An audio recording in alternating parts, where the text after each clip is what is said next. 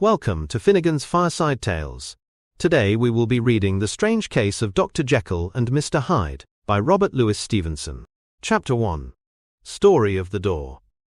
Mr. Utterson the lawyer was a man of a rugged countenance that was never lighted by a smile, cold, scanty and embarrassed in discourse, backward in sentiment, lean, long, dusty, dreary, and yet somehow lovable.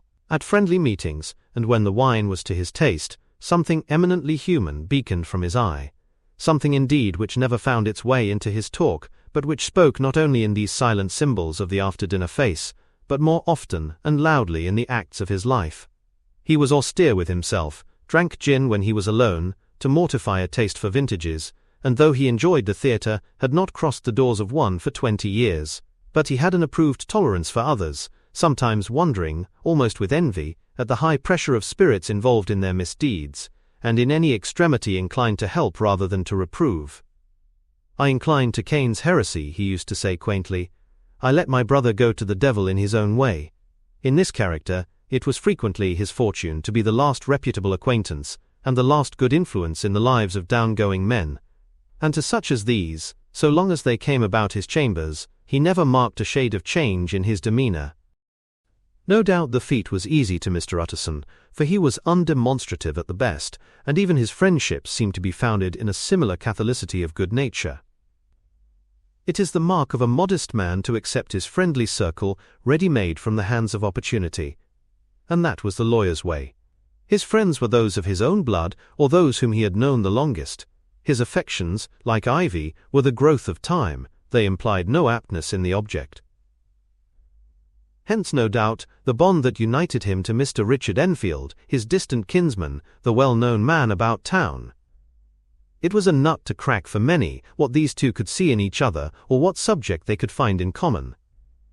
It was reported by those who encountered them in their Sunday walks, that they said nothing, looked singularly dull, and would hail with obvious relief the appearance of a friend. For all that, the two men put the greatest store by these excursions, counted them the chief jewel of each week, and not only set aside occasions of pleasure, but even resisted the cause of business, that they might enjoy them uninterrupted. It chanced on one of these rambles that their way led them down a by-street, in a busy quarter of London. The street was small and what is called quiet, but it drove a thriving trade on the weekdays. The inhabitants were all doing well, it seemed, and all emulously hoping to do better still, and laying out the surplus of their gains in coquetry, so that the shop fronts stood along that thoroughfare with an air of invitation, like rows of smiling saleswomen. Even on Sunday, when it veiled its more florid charms and lay comparatively empty of passage, the street shone out in contrast to its dingy neighborhood, like a fire in a forest, and with its freshly painted shutters, well-polished brasses, and general cleanliness and gaiety of note, instantly caught and pleased the eye of the passenger. 2 doors from one corner, on the left hand going east, the line was broken by the entry of a court, and just at that point, a certain sinister block of building thrust forward its gable on the street. It was 2 stories high, showed no window, nothing but a door on the lower story, and a blind forehead of discolored wall on the upper, and bore in every feature the marks of prolonged and sordid negligence. The door, which was equipped with neither bell nor knocker, was blistered and distained.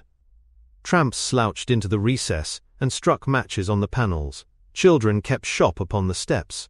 The schoolboy had tried his knife on the mouldings, and for close on a generation, no one had appeared to drive away these random visitors, or to repair their ravages. Mr. Enfield and the lawyer were on the other side of the by-street, but when they came abreast of the entry, the former lifted up his cane and pointed. "Did you ever remark that door?" he asked. And when his companion had replied in the affirmative, "It is connected in my mind," added he, "with a very odd story." "Indeed," said Mr. Utterson with a slight change of voice. "And what was that?" "Tut, tut," said Mr. Utterson. "I see you feel as I do," said Mr. Enfield. "Yes, it's a bad story. For my man was a fellow that nobody could have to do with, a really damnable man. And the person that drew the cheque is the very pink of the proprieties, celebrated too, and what makes it worse, one of your fellows who do what they call good. Blackmail, I suppose, an honest man paying through the nose for some of the capers of his youth. Blackmail House is what I call that place with the door in consequence. Though even that, you know, is far from explaining all," he added, and with the words fell into a vein of musing. From this he was recalled by Mr. Utterson asking rather suddenly, "And you don't know if the drawer of the cheque lives there?" "A likely place, isn't it?" returned Mr. Enfield, "but I happen to have noticed his address. He lives in some square or other." "And you never asked about the place with the door?" said Mr. Utterson. "No, sir, I had a delicacy," was the reply. "I feel very strongly about putting questions. It partakes too much of the style of the Day of Judgment. You start a question, and it's like starting a stone. You sit quietly on the top of a hill, and away the stone goes, starting others, and presently some bland old bird, the last you would have thought of, is knocked on the head in his own back garden, and the family have to change their name. No, sir, I make it a rule of mine. The more it looks like Queer Street, the less I ask." "A very good rule, too," said the lawyer. "But I have studied the place for myself," continued Mr. Enfield. "It seems scarcely a house. There is no other door, and nobody goes in or out of that one but, once in a great while, the gentleman of my adventure. There are 3 windows looking on the court on the first floor, none below. The windows are always shut, but they're clean.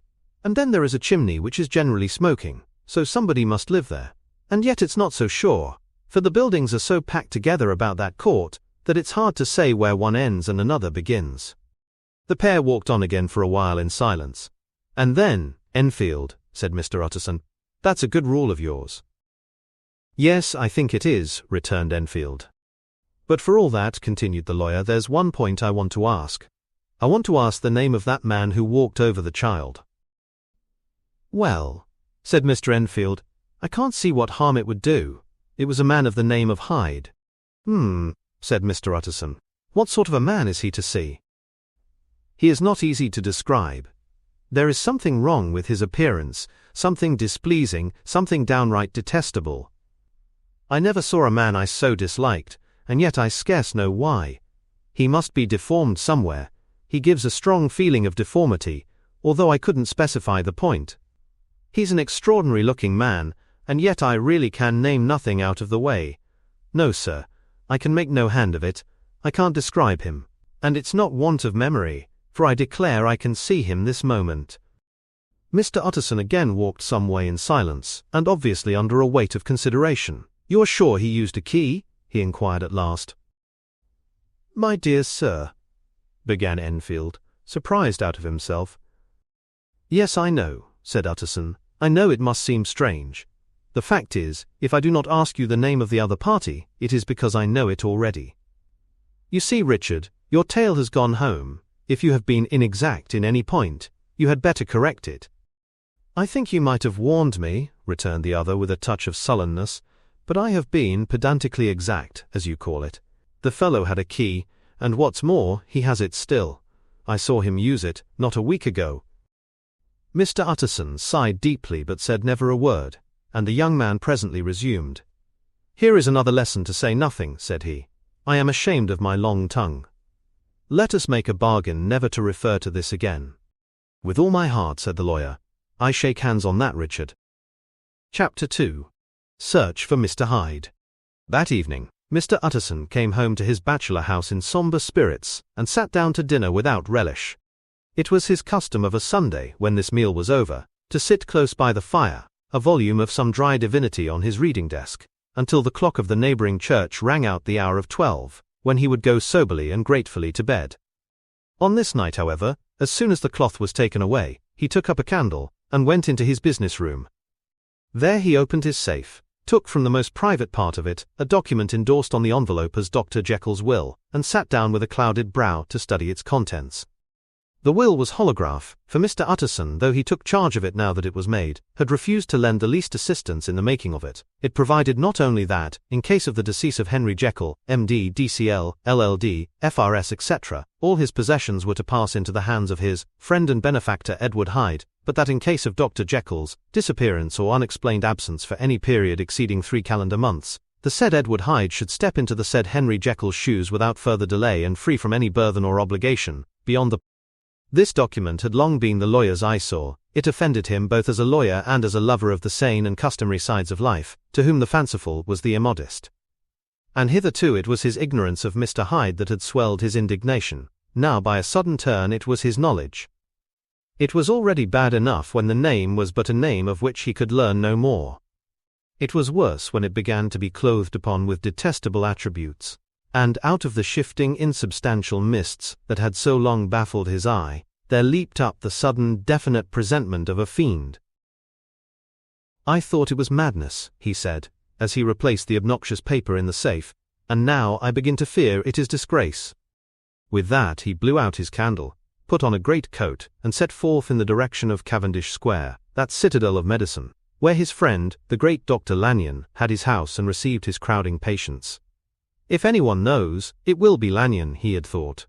The solemn butler knew and welcomed him. He was subjected to no stage of delay, but ushered direct from the door to the dining room, where Dr. Lanyon sat alone over his wine. This was a hearty, healthy, dapper, red-faced gentleman, with a shock of hair prematurely white, and a boisterous and decided manner. At sight of Mr. Utterson, he sprang up from his chair, and welcomed him with both hands. The geniality, as was the way of the man, was somewhat theatrical to the eye, but it reposed on genuine feeling. For these two were old friends, old mates both at school and college, both thorough respecters of themselves and of each other, and, what does not always follow, men who thoroughly enjoyed each other's company. After a little rambling talk, the lawyer led up to the subject which so disagreeably preoccupied his mind. "I suppose, Lanyon," said he, "you and I must be the two oldest friends that Henry Jekyll has." "I wish the friends were younger," chuckled Dr. Lanyon, "but I suppose we are, and what of that? I see little of him now. Thou—" "Indeed," said Utterson. "I thought you had a bond of common interest." "We had," was the reply, "but it is more than 10 years since Henry Jekyll became too fanciful for me. He began to go wrong in mind, and though of course I continue to take an interest in him for old sake's sake, as they say, I see and I have seen devilish little of the man. Such unscientific balderdash," added the doctor, flushing suddenly purple, "would have estranged Damon and Pythias."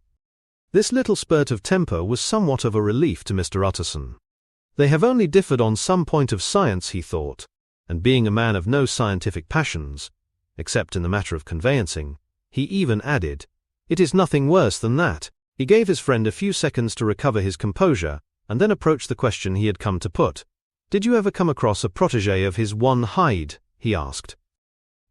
"Hyde?" repeated Lanyon. "No. Never heard of him. Since my time."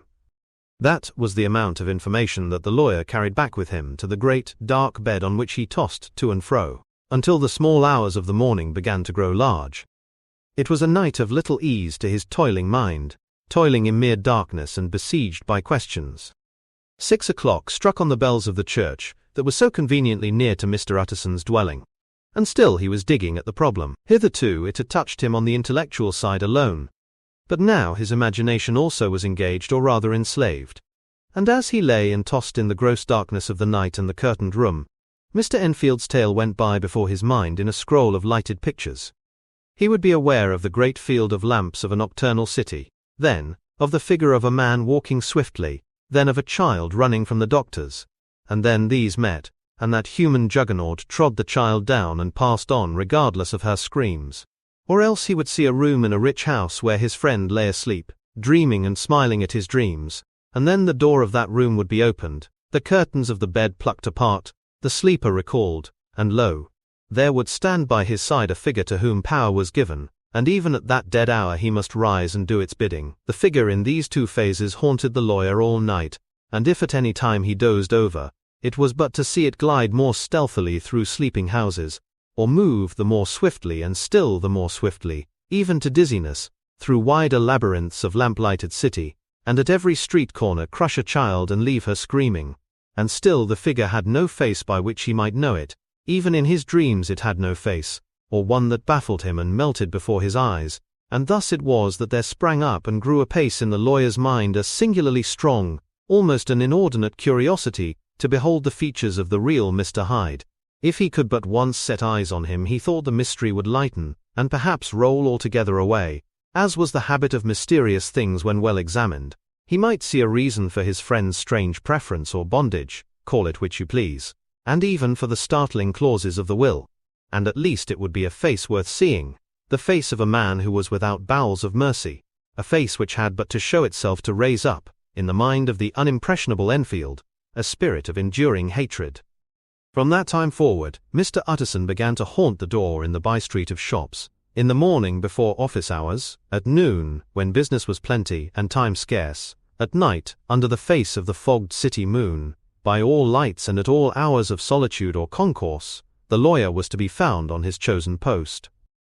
If he be Mr. Hyde, he had thought, I shall be Mr. Seek.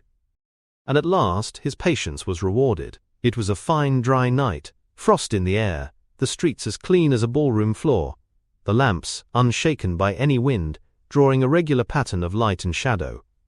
By 10 o'clock, when the shops were closed, the by-street was very solitary, and, in spite of the low growl of London from all round, very silent. Small sounds carried far. Domestic sounds out of the houses were clearly audible on either side of the roadway, and the rumour of the approach of any passenger preceded him by a long time. Mr. Utterson had been some minutes at his post, when he was aware of an odd, light footstep drawing near. In the course of his nightly patrols, he had long grown accustomed to the quaint effect with which the footfalls of a single person, while he is still a great way off, suddenly spring out distinct from the vast hum and clatter of the city. Yet his attention had never before been so sharply and decisively arrested, and it was with a strong, superstitious prevision of success that he withdrew into the entry of the court.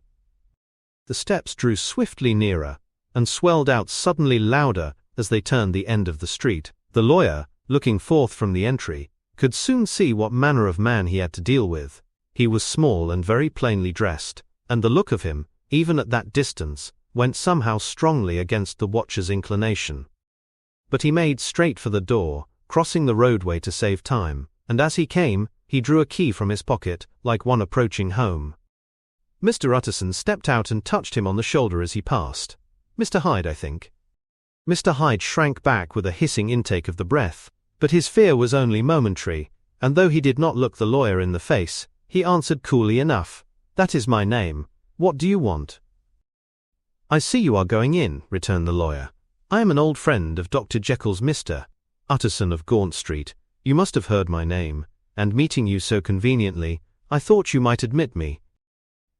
"You will not find Dr. Jekyll. He is from home," replied Mr. Hyde, blowing in the key. And then suddenly, but still without looking up, "How did you know me?" he asked. "On your side," said Mr. Utterson. "Will you do me a favour?" "With pleasure," replied the other. "What shall it be?" "Will you let me see your face?" asked the lawyer. Mr. Hyde appeared to hesitate, and then, as if upon some sudden reflection, fronted about with an air of defiance, and the pair stared at each other pretty fixedly for a few seconds. "Now I shall know you again," said Mr. Utterson. "It may be useful." "Yes," returned Mr. Hyde, "it is as well we have met, and apropos you should have my address," and he gave a number of a street in Soho. Good God, thought Mr. Utterson, can he too have been thinking of the will? But he kept his feelings to himself and only grunted in acknowledgment of the address. "And now," said the other, "how did you know me?" "By description," was the reply. "Whose description?" "We have common friends," said Mr. Utterson. "Common friends?" echoed Mr. Hyde a little hoarsely. "Who are they?" "Jekyll, for instance," said the lawyer. "He never told you," cried Mr. Hyde with a flush of anger. "I did not think you would have lied." "Come," said Mr. Utterson, "that is not fitting language." The other snarled aloud into a savage laugh, and the next moment, with extraordinary quickness, he had unlocked the door and disappeared into the house. The lawyer stood a while when Mr. Hyde had left him, the picture of disquietude. Then he began slowly to mount the street, pausing every step or two, and putting his hand to his brow like a man in mental perplexity. The problem he was thus debating as he walked was one of a class that is rarely solved. Mr. Hyde was pale and dwarfish. He gave an impression of deformity without any nameable malformation. He had a displeasing smile. He had borne himself to the lawyer with a sort of murderous mixture of timidity and boldness, and he spoke with a husky whispering and somewhat broken voice. All these were points against him, but not all of these together could explain the hitherto unknown disgust, loathing and fear with which Mr. Utterson regarded him. "There must be something else," said the perplexed gentleman. "There is something more, if I could find a name for it. God bless me, the man seems hardly human. Something troglodytic, shall we say? Or can it be the old story of Dr. Fell? Or is it the mere radiance of a foul soul that thus transpires through and transfigures its clay continent? The last, I think, for my poor old Harry Jekyll. If ever I read Satan's signature upon a face, it is on that of your new friend. Round the corner from the by-street there was a square of ancient handsome houses, now for the most part decayed from their high estate, and let in flats and chambers to all sorts and conditions of men, map engravers, architects, shady lawyers, and the agents of obscure enterprises. One house, however, second from the corner, was still occupied entire, and at the door of this, which wore a great air of wealth and comfort, though it was now plunged in darkness except for the fanlight, Mr. Utterson stopped and knocked. A well-dressed elderly servant opened the door. "Is Dr. Jekyll at home, Poole?" asked the lawyer. "I will see, Mr. Utterson," said Poole, admitting the visitor as he spoke, into a large, low-roofed, comfortable hall, paved with flags, warmed, after the fashion of a country house, by a bright open fire, and furnished with costly cabinets of oak. "Will you wait here by the fire, sir, or shall I give you a light in the dining-room?" "Here, thank you," said the lawyer, and he drew near and leaned on the tall fender.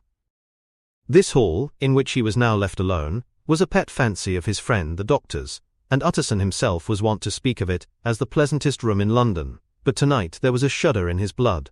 The face of Hyde sat heavy on his memory. He felt, what was rare with him, a nausea and distaste of life. And in the gloom of his spirits, he seemed to read a menace in the flickering of the firelight on the polished cabinets, and the uneasy starting of the shadow on the roof. He was ashamed of his relief, when Poole presently returned to announce that Dr. Jekyll was gone out. "I saw Mr. Hyde go in by the old dissecting-room door, Poole," he said. "Is that right, when Dr. Jekyll is from home?" "Quite right, Mr. Utterson, sir," replied the servant. "Mr. Hyde has a key." "Your master seems to repose a great deal of trust in that young man, Poole," resumed the other musingly. "Yes, sir, he do indeed," said Poole. "We have all orders to obey him." "I do not think I ever met Mr. Hyde?" asked Utterson. "Oh, dear no, sir. He never dines here," replied the butler.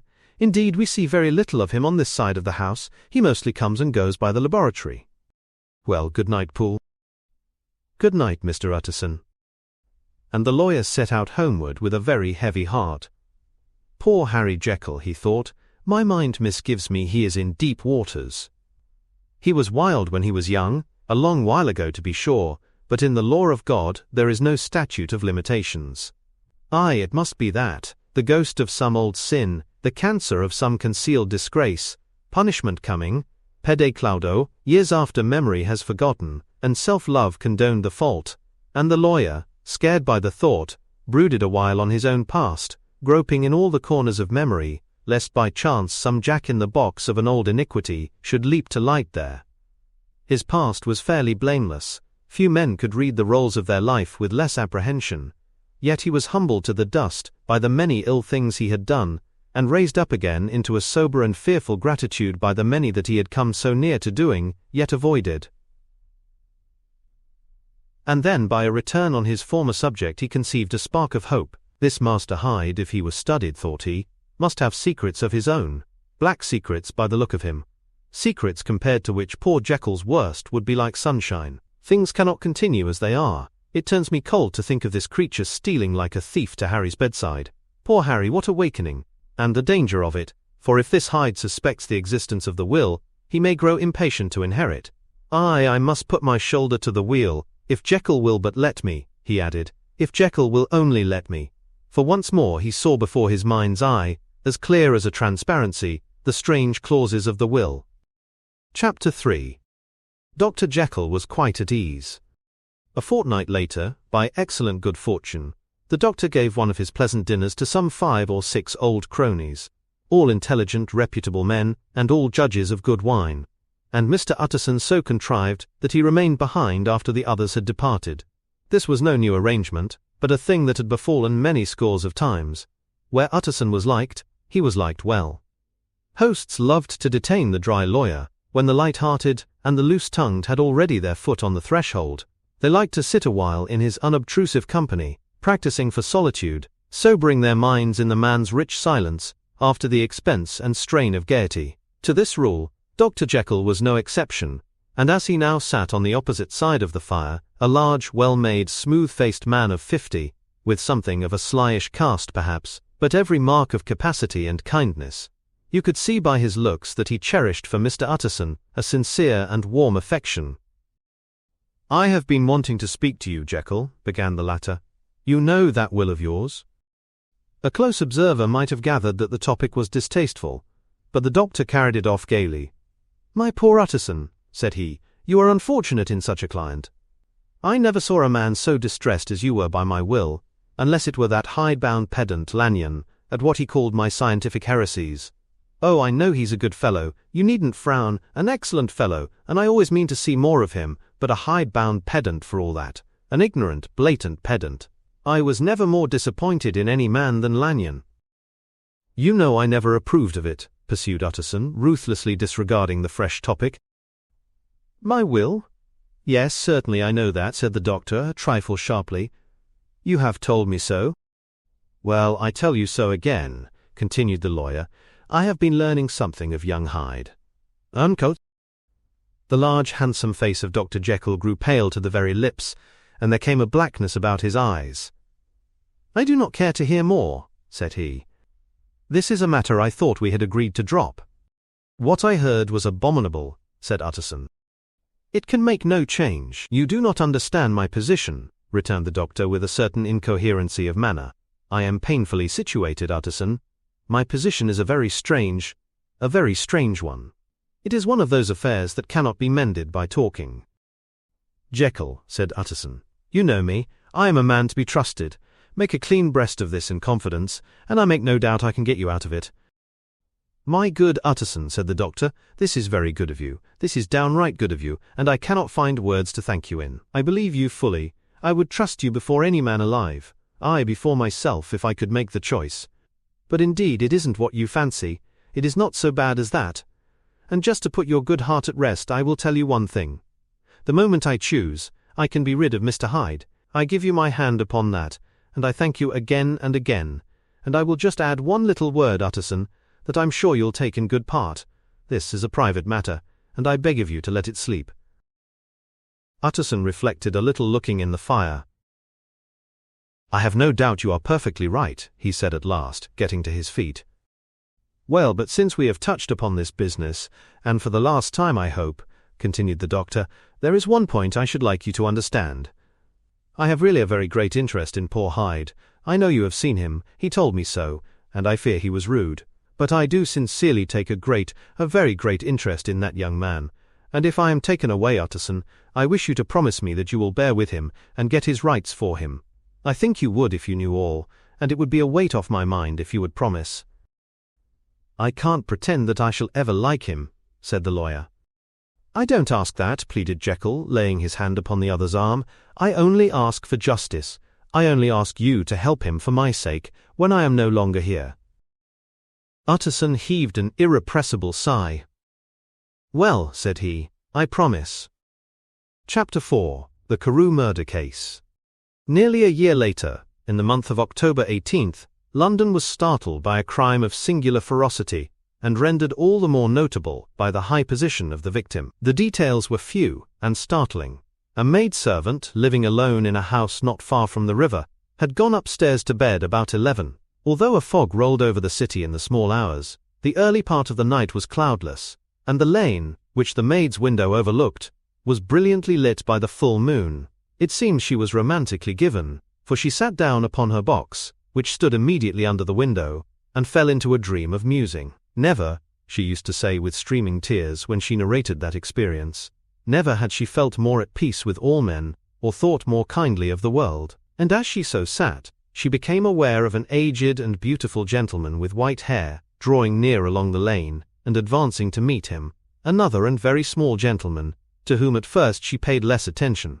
When they had come within speech, which was just under the maid's eyes, the older man bowed and accosted the other with a very pretty manner of politeness. It did not seem as if the subject of his address were of great importance. Indeed, from his pointing, it sometimes appeared as if he were only inquiring his way, but the moon shone on his face as he spoke, and the girl was pleased to watch it. It seemed to breathe such an innocent and old-world kindness of disposition, yet with, something high too, as of a well-founded self-content. Presently her eye wandered to the other, and she was surprised to recognize in him a certain Mr. Hyde, who had once visited her master, and for whom she had conceived a dislike. He had in his hand a heavy cane, with which he was trifling, but he answered never a word, and seemed to listen with an ill-contained impatience, and then all of a sudden he broke out in a great flame of anger, stamping with his foot, brandishing the cane and carrying on, as the maid described it, like a madman. The old gentleman took a step back, with the air of one very much surprised and a trifle hurt, and at that, Mr. Hyde broke out of all bounds and clubbed him to the earth. And next moment, with ape-like fury he was trampling his victim underfoot, and hailing down a storm of blows, under which the bones were audibly shattered, and the body jumped upon the roadway. At the horror of these sights and sounds the maid fainted. It was 2 o'clock when she came to herself and called for the police. The murderer was gone long ago, but there lay his victim in the middle of the lane, incredibly mangled. The stick with which the deed had been done, although it was of some rare and very tough and heavy wood, had broken in the middle under the stress of this insensate cruelty, and one splintered half had rolled in the neighboring gutter. The other, without doubt, had been carried away by the murderer. A purse and a gold watch were found upon the victim, but no cards or papers, except a sealed and stamped envelope, which he had been probably carrying to the post, and which bore the name and address of Mr. Utterson. This was brought to the lawyer the next morning before he was out of bed, and he had no sooner seen it, and been told the circumstances, than he shot out a solemn lip. "I shall say nothing till I have seen the body," said he. "This may be very serious. Have the kindness to wait while I dress," and with the same grave countenance he hurried through his breakfast and drove to the police station, whither the body had been carried. As soon as he came into the cell he nodded. "Yes," said he, "I recognize him.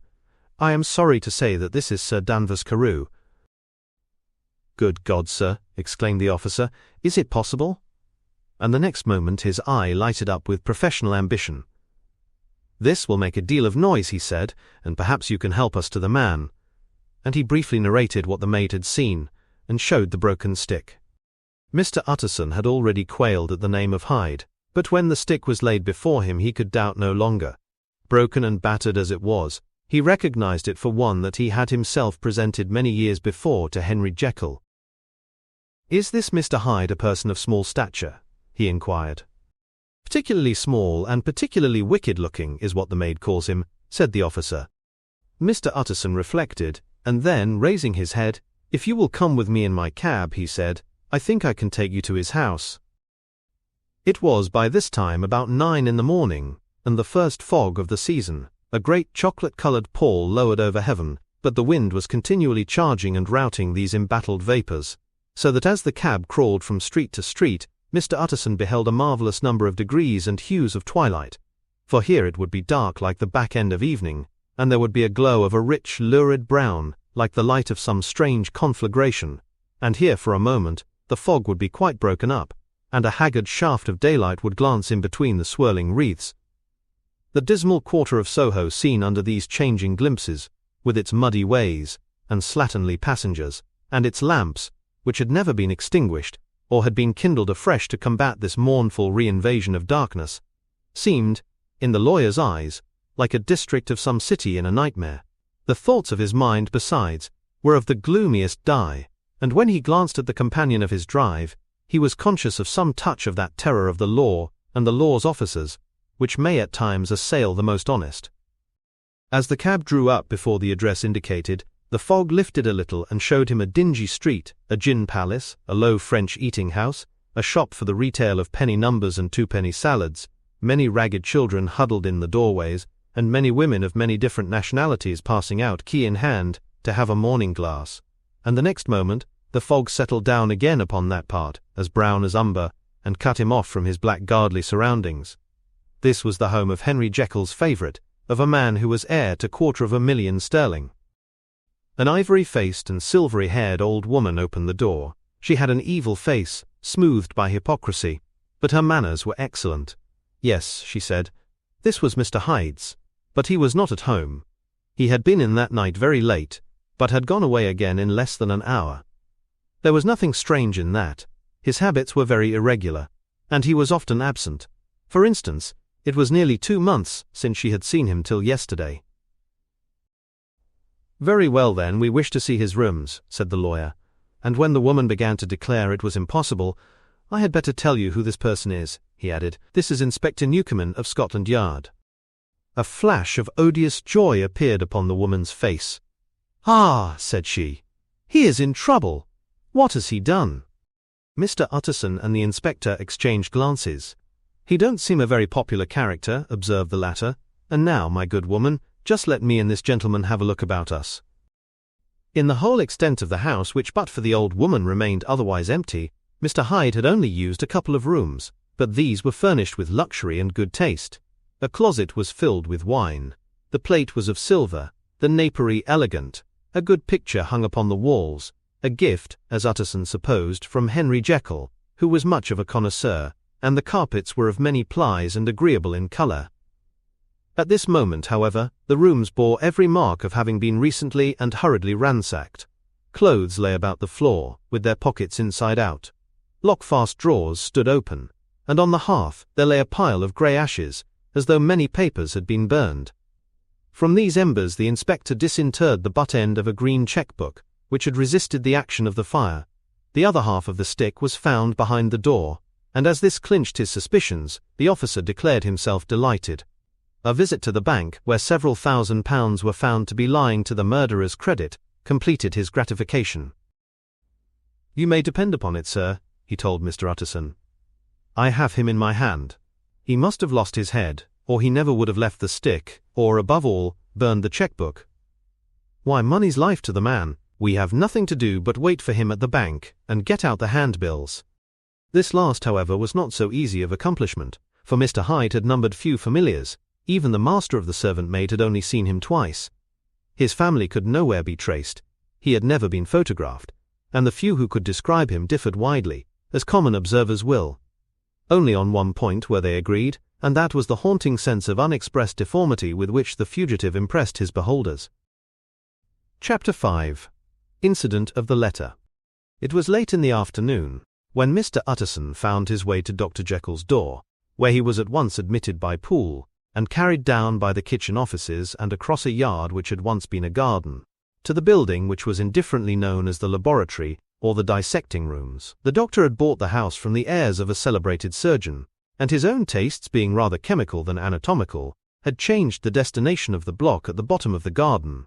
It was the first time that the lawyer had been received in that part of his friend's quarters, and he eyed the dingy windowless structure with curiosity, and gazed round with a distasteful sense of strangeness as he crossed the theatre, once crowded with eager students, and now lying gaunt and silent, the tables laden with chemical apparatus, the floor strewn with crates and littered with packing straw, and the light falling dimly through the foggy cupola. At the further end a flight of stairs mounted to a door covered with red baize, and through this, Mr. Utterson was at last received into the doctor's cabinet. It was a large room, fitted round with glass presses, furnished, among other things, with a cheval-glass and a business table, and looking out upon the court by 3 dusty windows barred with iron. The fire burned in the grate, a lamp was set lighted on the chimney shelf, for even in the houses the fog began to lie thickly, and there, close up to the warmth, sat Dr. Jekyll, looking deadly sick. He did not rise to meet his visitor, but held out a cold hand, and bade him welcome in a changed voice. "And now," said Mr. Utterson, as soon as Poole had left them, "you have heard the news?" The doctor shuddered. "They were crying it in the square," he said. "I heard them in my dining-room." "One word," said the lawyer. "Carew was my client, but so are you, and I want to know what I am doing. You have not been mad enough to hide this fellow?" "Utterson, I swear to God," cried the doctor, "I swear to God I will never set eyes on him again. I bind my honor to you that I am done with him in this world. It is all at an end. And indeed he does not want my help. You do not know him as I do. He is safe. He is quite safe. Mark my words, he will never more be heard of." The lawyer listened gloomily. He did not like his friend's feverish manner. "You seem pretty sure of him," said he, "and for your sake I hope you may be right. If it came to a trial, your name might appear." "I am quite sure of him," replied Jekyll. "I have grounds for certainty that I cannot share with anyone. But there is one thing on which you may advise me. I have received a letter, and I am at a loss whether I should show it to the police. I should like to leave it in your hands, Utterson. You would judge wisely, I am sure. I have so great a trust in you." "You fear, I suppose, that it might lead to his detection?" asked the lawyer. "No," said the other. "I cannot say that I care what becomes of Hyde. I am quite done with him. I was thinking of my own character, which this hateful business has rather exposed." Utterson ruminated a while. He was surprised at his friend's selfishness, and yet relieved by it. "Well," said he at last, "let me see the letter." The letter was written in an odd, upright hand and signed, Edward Hyde, and it signified, briefly enough, that the writer's benefactor, Dr. Jekyll, whom he had long so unworthily repaid for 1,000 generosities, need labour under no alarm for his safety, as he had means of escape on which he placed a sure dependence. The lawyer liked this letter well enough. It put a better colour on the intimacy than he had looked for, and he blamed himself for some of his past suspicions. "Have you the envelope?" he asked. "I burned it," replied Jekyll, "before I thought what I was about. But it bore no postmark. The note was handed in." "Shall I keep this and sleep upon it?" asked Utterson. "I wish you to judge for me entirely," was the reply. "I have lost confidence in myself." "Well, I shall consider," returned the lawyer, "and now one word more. It was Hyde who dictated the terms in your will about that disappearance." The doctor seemed seized with a qualm of faintness. He shut his mouth tight and nodded. "I knew it," said Utterson. "He meant to murder you. You have had a fine escape." "I have had what is far more to the purpose," returned the doctor solemnly. "I have had a lesson. Oh God, Utterson, what a lesson I have had!" And he covered his face for a moment with his hands. On his way out, the lawyer stopped and had a word or two with Poole. "By the by," said he, "there was a letter handed in today. What was the messenger like?" But Poole was positive. Nothing had come except by post, and only circulars by that, he added. This news sent off the visitor with his fears renewed. Plainly the letter had come by the laboratory door. Possibly indeed it had been written in the cabinet, and if that were so, it must be differently judged and handled with the more caution. The newsboys, as he went, were crying themselves hoarse along the footways. Special edition. Shocking murder of an MP. That was the funeral oration of one friend and client, and he could not help a certain apprehension lest the good name of another should be sucked down in the eddy of the scandal. It was, at least, a ticklish decision that he had to make, and self-reliant as he was by habit, he began to cherish a longing for advice. It was not to be had directly, but perhaps, he thought, it might be fished for. Presently after, he sat on one side of his own hearth, with Mr. Guest, his head clerk, upon the other, and midway between, at a nicely calculated distance from the fire, a bottle of a particular old wine that had long dwelt unsunned in the foundations of his house.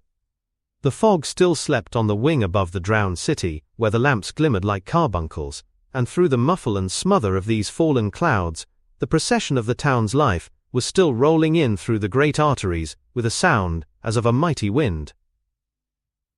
But the room was gay with firelight. In the bottle the acids were long ago resolved. The imperial dye had softened with time, as the colour grows richer in stained windows, and the glow of hot autumn afternoons on hillside vineyards was ready to be set free and to disperse the fogs of London. Insensibly the lawyer melted. There was no man from whom he kept fewer secrets than Mr. Guest, and he was not always sure that he kept as many as he meant. Guest had often been on business to the doctor's. He knew Poole. He could scarce have failed to hear of Mr. Hyde's familiarity about the house. He might draw conclusions. Was it not as well, then, that he should see a letter which put that mystery to rights? And above all, since Guest, being a great student and critic of handwriting, would consider the step natural and obliging. The clerk, besides, was a man of counsel. He would scarce read so strange a document without dropping a remark, and by that remark Mr. Utterson might shape his future course. "This is a sad business about Sir Danvers," he said. "Yes, sir, indeed. It has elicited a great deal of public feeling," returned Guest. "The man, of course, was mad." "I should like to hear your views on that," replied Utterson. "I have a document here in his handwriting. It is between ourselves, for I scarce know what to do about it. It is an ugly business at the best. But there it is, quite in your way, a murderer's autograph." Guest's eyes brightened, and he sat down at once and studied it with passion. "No, sir," he said, "not mad, but it is an odd hand." "And by all accounts a very odd writer," added the lawyer. Just then the servant entered with a note. "Is that from Dr. Jekyll, sir?" inquired the clerk. "I thought I knew the writing. Anything private, Mr. Utterson?" "Only an invitation to dinner." "Why? Do you want to see it?" "One moment. I thank you, sir." And the clerk laid the 2 sheets of paper alongside, and sedulously compared their contents. "Thank you, sir," he said at last, returning both. "It's a very interesting autograph." There was a pause, during which Mr. Utterson struggled with himself. "Why did you compare them?" "Guessed?"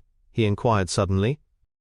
"Well, sir," returned the clerk, "there's a rather singular resemblance. The 2 hands are in many points identical, only differently sloped."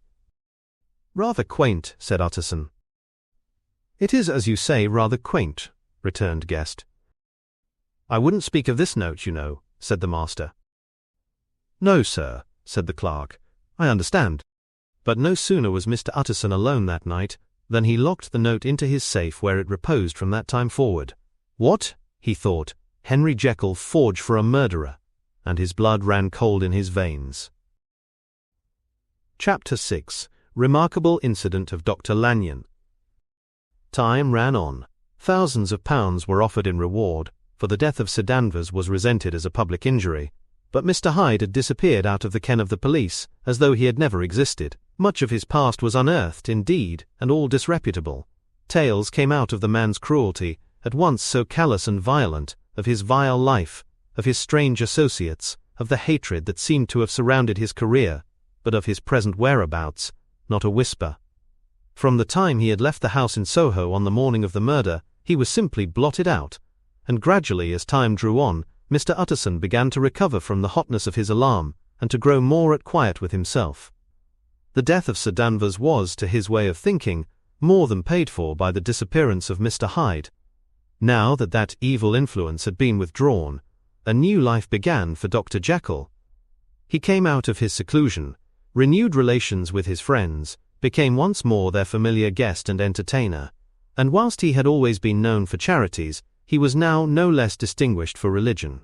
He was busy, he was much in the open air, he did good, his face seemed to open and brighten, as if with an inward consciousness of service, and for more than 2 months, the doctor was at peace.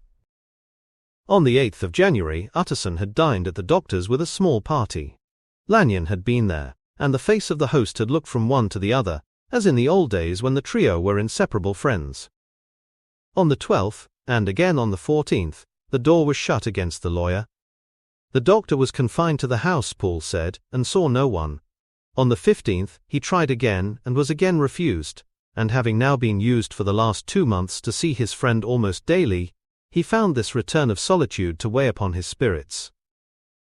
The 5th night he had in guests to dine with him, and the 6th he betook himself to Dr. Lanyon's.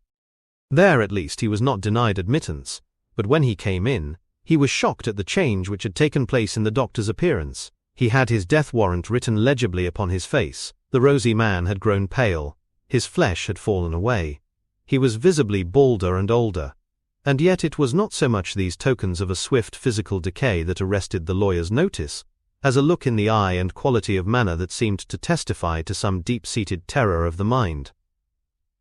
It was unlikely that the doctor should fear death, and yet that was what Utterson was tempted to suspect.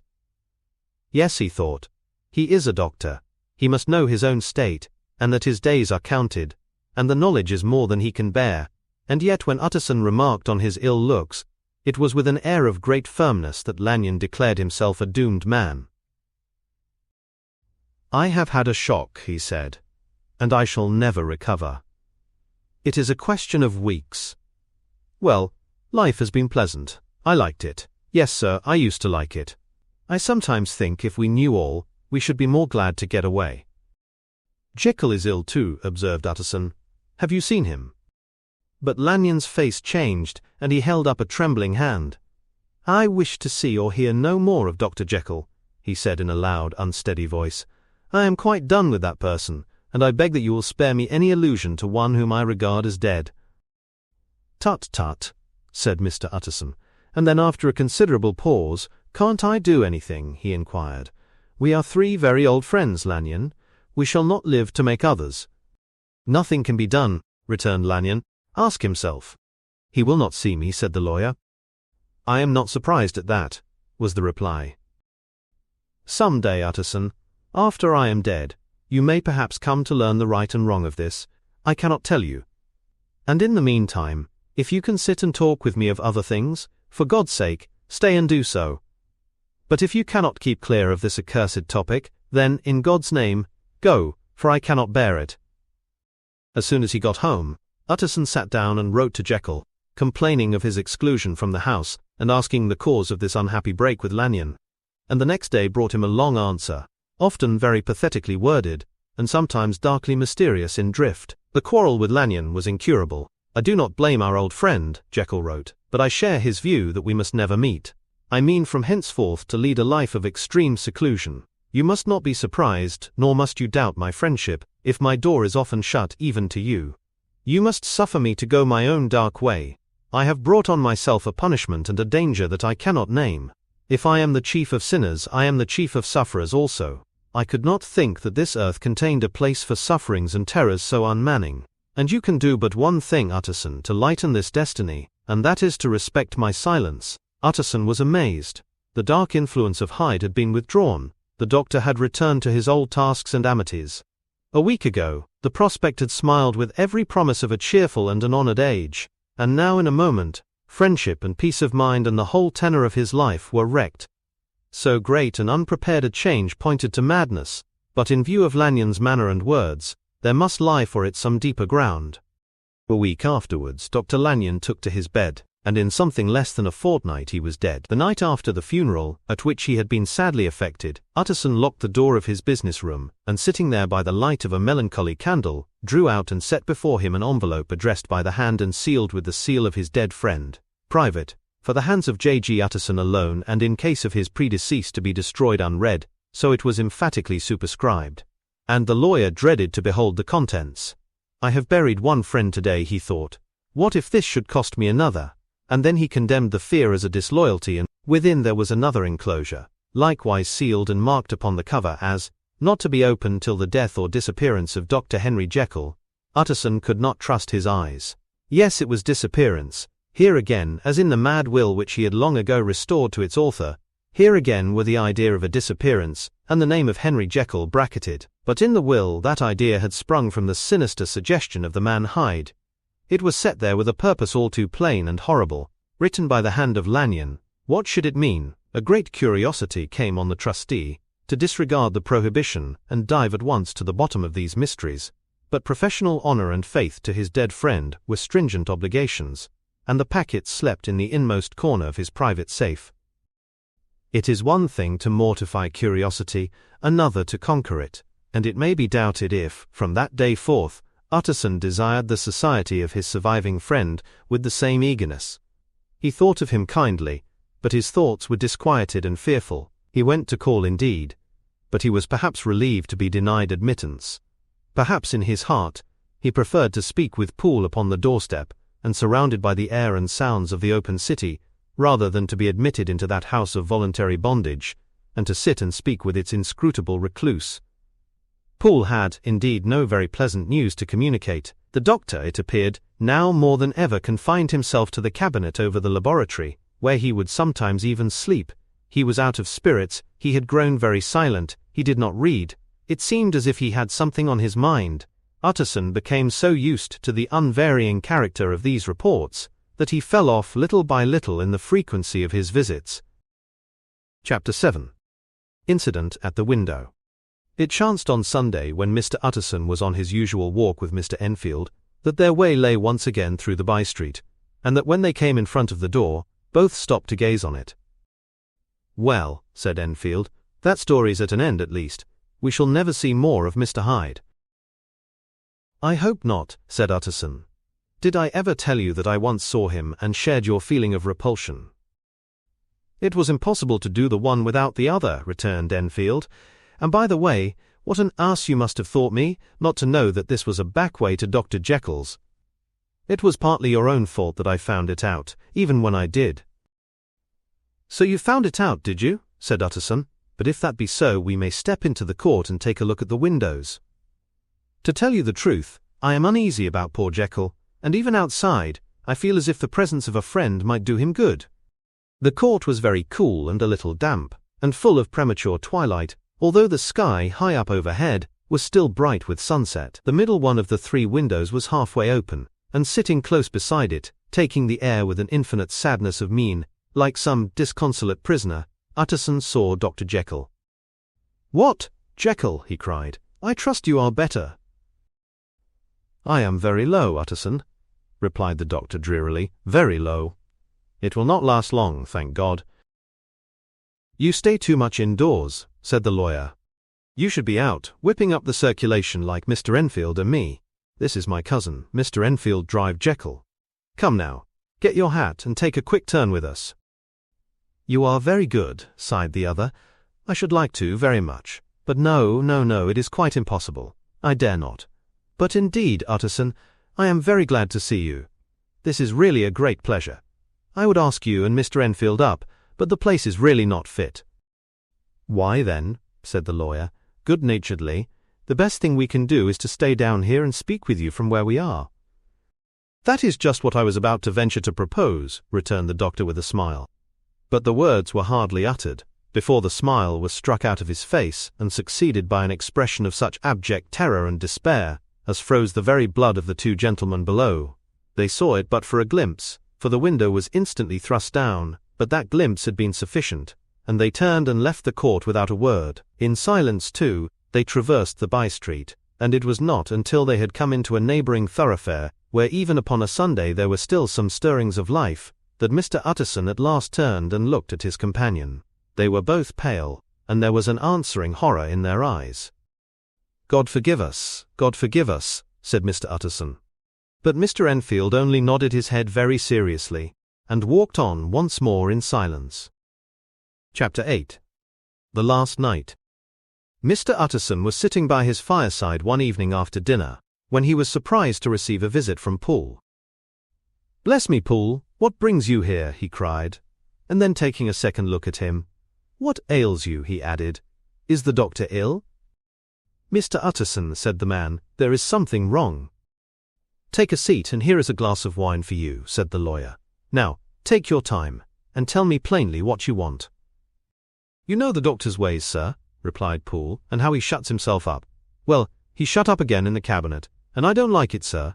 I wish I may die if I like it. Mr. Utterson, sir, I'm afraid." "Now, my good man," said the lawyer, "be explicit. What are you afraid of?" "I've been afraid for about a week," returned Poole, doggedly disregarding the question, "and I can bear it no more." The man's appearance amply bore out his words.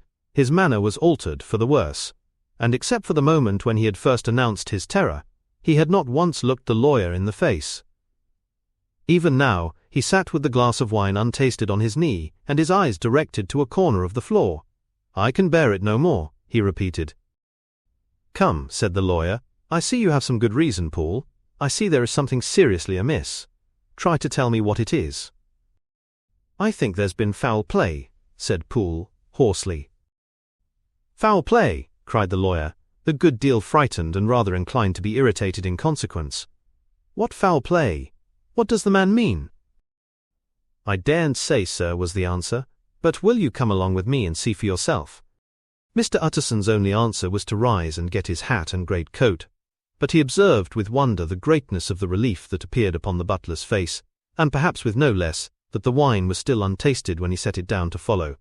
It was a wild, cold, seasonable night of March, with a pale moon, lying on her back as though the wind had tilted her, and a flying rack of the most diaphanous and lawny texture. The wind made talking difficult, and flecked the blood into the face. It seemed to have swept the streets unusually bare of passengers, besides, for Mr. Utterson thought he had never seen that part of London so deserted. He could have wished it otherwise. Never in his life had he been conscious of so sharp a wish to see and touch his fellow creatures, for struggle as he might, there was borne in upon his mind a crushing anticipation of calamity. The square, when they got there, was all full of wind and dust, and the thin trees in the garden were lashing themselves along the railing. Poole, who had kept all the way a pace or two ahead, now pulled up in the middle of the pavement, and in spite of the biting weather, took off his hat and mopped his brow with a red pocket handkerchief. But for all the hurry of his coming, These were not the dews of exertion that he wiped away, but the moisture of some strangling anguish, for his face was white and his voice, when he spoke, harsh and broken. "Well, sir," he said, "here we are, and God grant there be nothing wrong." "Amen, Paul," said the lawyer.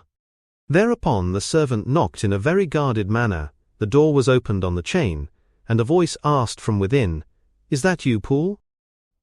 "It's all right," said Paul. "Open the door." The hall, when they entered it, was brightly lighted up. The fire was built high, and about the hearth the whole of the servants, men and women, stood huddled together like a flock of sheep. At the sight of Mr. Utterson, the housemaid broke into hysterical whimpering, and the cook, crying out, "Bless God! It's Mr. Utterson!" ran forward, as if to take him in her arms. What, are you all here?" said the lawyer peevishly. "Very irregular, very unseemly. Your master would be far from pleased." "They're all afraid," said Poole. Blank silence followed, no one protesting, only the maid lifted up her voice and now wept loudly. "Hold your tongue," Poole said to her, with a ferocity of accent that testified to his own jangled nerves. And indeed, when the girl had so suddenly raised the note of her lamentation, they had all started and turned towards the inner door with faces of dreadful expectation. "And now," continued the butler, addressing the knife boy, "reach me a candle, and we'll get this through hands at once." And then he begged Mr. Utterson to follow him, and led the way to the back garden. "Now, sir," said he, "you come as gently as you can. I want you to hear, and I don't want you to be heard. And see here, sir, if by any chance he was to ask you in, don't go." Mr. Utterson's nerves, at this unlooked-for termination, gave a jerk that nearly threw him from his balance, but he recollected his courage, and followed the butler into the laboratory building and through the surgical theatre, with its lumber of crates and bottles, to the foot of the stair.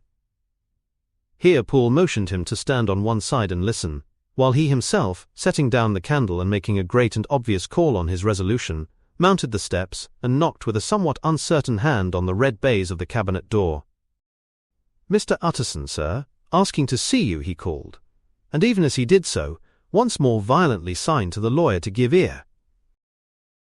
A voice answered from within. "Tell him I cannot see anyone," it said complainingly. "Thank you, sir," said Poole, with a note of something like triumph in his voice, and taking up his candle, he led Mr. Utterson back across the yard and into the great kitchen, where the fire was out and the beetles were leaping on the floor. "Sir," he said, looking Mr. Utterson in the eyes, "was that my master's voice?" "It seems much changed," replied the lawyer, very pale but giving look for look. "Changed? Well, yes, I think so," said the butler. "Have I been 20 years in this man's house to be deceived about his voice? No, sir. Master's made away with. He was made away with 8 days ago, when we heard him cry out upon the name of God. And who's in there instead of him, and why it stays there, is a thing that cries to heaven, Mr. Utterson. This is a very strange tale, Poole. This is rather a wild tale, my man," said Mr. Utterson, biting his finger. "Suppose it were as you suppose, supposing Dr. Jekyll to have been, well, murdered, what could induce the murderer to stay? That won't hold water. It doesn't commend itself to reason."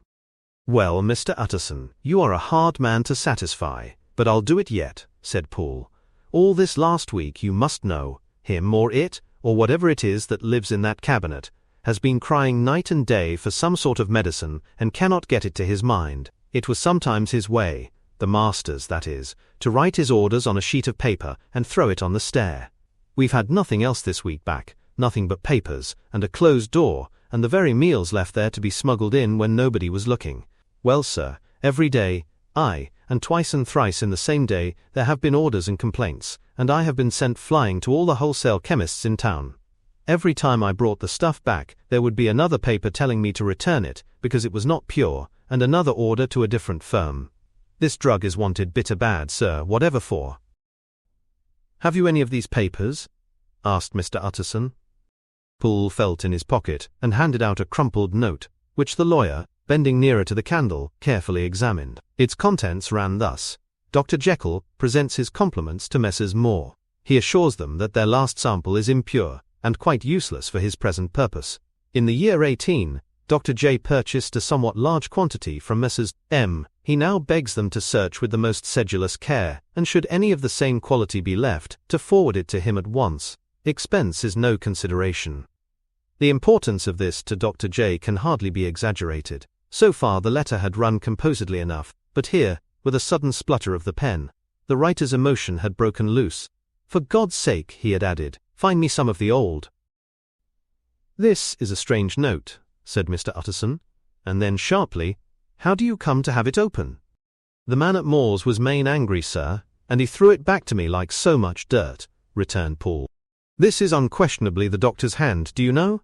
resumed the lawyer. "I thought it looked like it," said the servant rather sulkily, and then with another voice, "But what matters hand of right," he said, "I've seen him." "Seen him," repeated Mr. Utterson. "Well?" "That's it," said Poole. "It was this way. I came suddenly into the theatre from the garden. It seems he had slipped out to look for this drug or whatever it is, for the cabinet door was open, and there he was at the far end of the room digging among the crates. He looked up when I came in, gave a kind of cry and whipped upstairs into the cabinet. It was but for 1 minute that I saw him, but the hair stood upon my head like quills. Sir, if that was my master, why had he a mask upon his face? If it was my master, why did he cry out like a rat and run from me? I have served him long enough." And then, Dudera, the man paused and passed his hand over his face. "These are all very strange circumstances," said Mr. Utterson, "but I think I begin to see daylight. Your master, Poole, is plainly seized with one of those maladies that both torture and deform the sufferer. Hence, for aught I know, the alteration of his voice, hence the mask, and his avoidance of his friends. Hence his eagerness to find this drug, by means of which the poor soul retains some hope of ultimate recovery. God grant that he be not deceived. There is my explanation. It is sad enough, Poole, aye, and appalling to consider. But it is plain and natural, hangs well together, and delivers us from all exorbitant alarms." "Sir," said the butler, turning to a sort of mottled pallor, "that thing was not my master, and there's the truth. My master," here he looked round him and began to whisper, "is a tall, fine build of a man, and this was more of a dwarf." Utterson attempted to protest. "Oh, sir," cried Poole, "do you think I do not know my master after 20 years? Do you think I do not know where his head comes to in the cabinet door, where I saw him every morning of my life? No, sir, that thing in the mask was never Dr. Jekyll. God knows what it was, but it was never Dr. Jekyll, and it is the belief of my heart that there was murder done." "Poole," replied the lawyer, "if you say that, it will become my duty to make certain. Much as I desire to spare your master's feelings, much as I am puzzled by this note which seems to prove him to be still alive, I shall consider it my duty to break in that door." "Ah, Mr. Utterson, that's talking," cried the butler. "And now comes the second question," resumed Utterson. "Who is going to do it?" "Why, you and me, sir," was the undaunted reply. "That is very well said," returned the lawyer, "and whatever comes of it, I shall make it my business to see you are no loser." "There is an axe in the theatre," continued Poole, "and you might take the kitchen poker for yourself." The lawyer took that rude but weighty instrument into his hand, and balanced it. "Do you know, Poole," he said, looking up, "that you and I are about to place ourselves in a position of some peril?" "You may say so, sir, indeed," returned the butler. "It is well, then, that we should be frank," said the other. "We both think more than we have said. Let us make a clean breast. This masked figure that you saw, did you recognize it?" "Well, sir, it went so quick, and the creature was so doubled up that I could hardly swear to that," was the answer. "But if you mean, was it Mr. Hyde? Why, yes, I think it was. You see, it was much of the same bigness, and it had the same quick, light way with it. And then who else could have got in by the laboratory door? You have not forgot, sir, that at the time of the murder he had still the key with him. But that's not all. I don't know, Mr. Utterson, if ever you met this Mr. Hyde." "Yes," said the lawyer, "I once spoke with him." "Then you must know as well as the rest of us that there was something queer about that gentleman, something that gave a man a turn. I don't know rightly how to say it, sir, beyond this, that you felt it in your marrow kind of cold and thin." "I own I felt something of what you describe," said Mr. Utterson. "Quite so, sir," returned Poole. "Well, when that masked thing like a monkey jumped from among the chemicals and whipped into the cabinet, it went down my spine like ice. Oh, I know it's not evidence, Mr. Utterson. I'm book-learned enough for that, but a man has his feelings, and I give you my Bible word, it was Mr. Hyde." "Aye, aye, said the lawyer, my fears incline to the same point. Evil, I fear, founded evil was sure to come of that connection. I believe you. I believe poor Harry is killed, and I believe his murderer, for what purpose God alone can tell, is still lurking in his victim's room. Well, let our name be Vengeance. Call Bradshaw. The footman came at the summons, very white and nervous. Pull yourself together, Bradshaw, said the lawyer. This suspense, I know, is telling upon all of you, but it is now our intention to make an end of it. Poole, here, and I are going to force our way into the cabinet.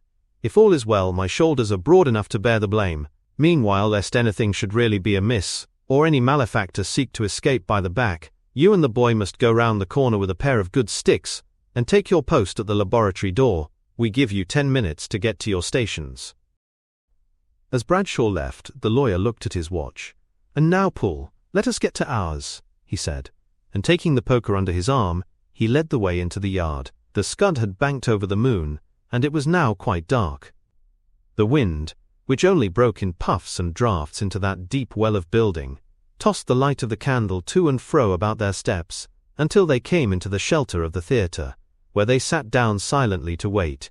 London hummed solemnly all around, but nearer at hand, the stillness was only broken by the sound of a footfall, moving to and fro along the cabinet floor. So it will walk all day, sir, whispered Poole. Aye, and the better part of the night. Only when a new sample comes from the chemist, there's a bit of a break. Ah, it's an ill conscience that such an enemy to rest. Ah, sir, there's blood foully shed in every step of it. But hark again, a little closer. Put your heart in your ears, Mr. Utterson, and tell me, is that the doctor's foot? The steps fell lightly and oddly, with a certain swing, for all they went so slowly. It was different indeed from the heavy creaking tread of Henry Jekyll. Utterson sighed. Is there never anything else? He asked. Poole nodded. Once, he said. Once I heard it weeping. Weeping? How that?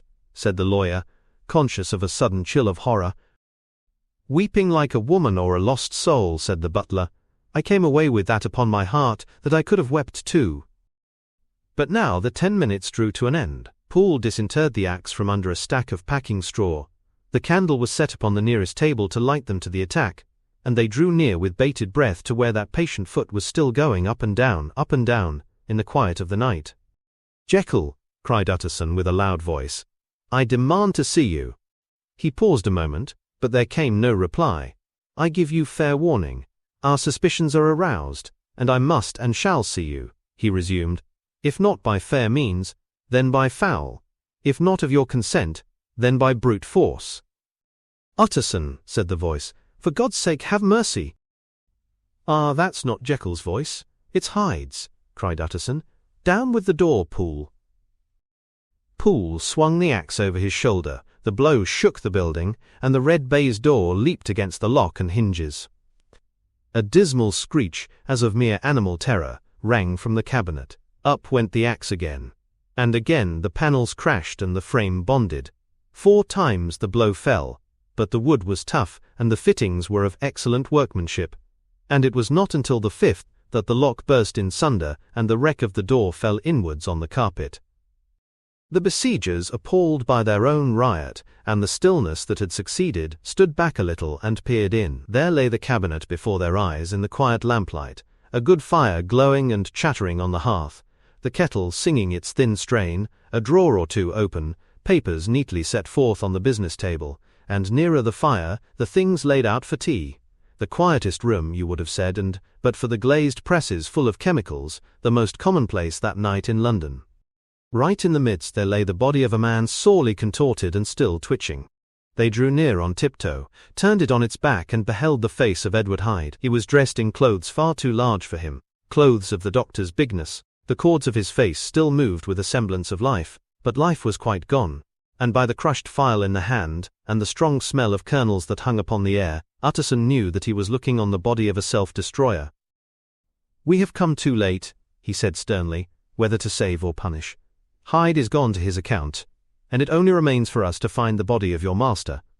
The far greater proportion of the building was occupied by the theatre, which filled almost the whole ground story and was lighted from above, and by the cabinet, which formed an upper story at one end and looked upon the court.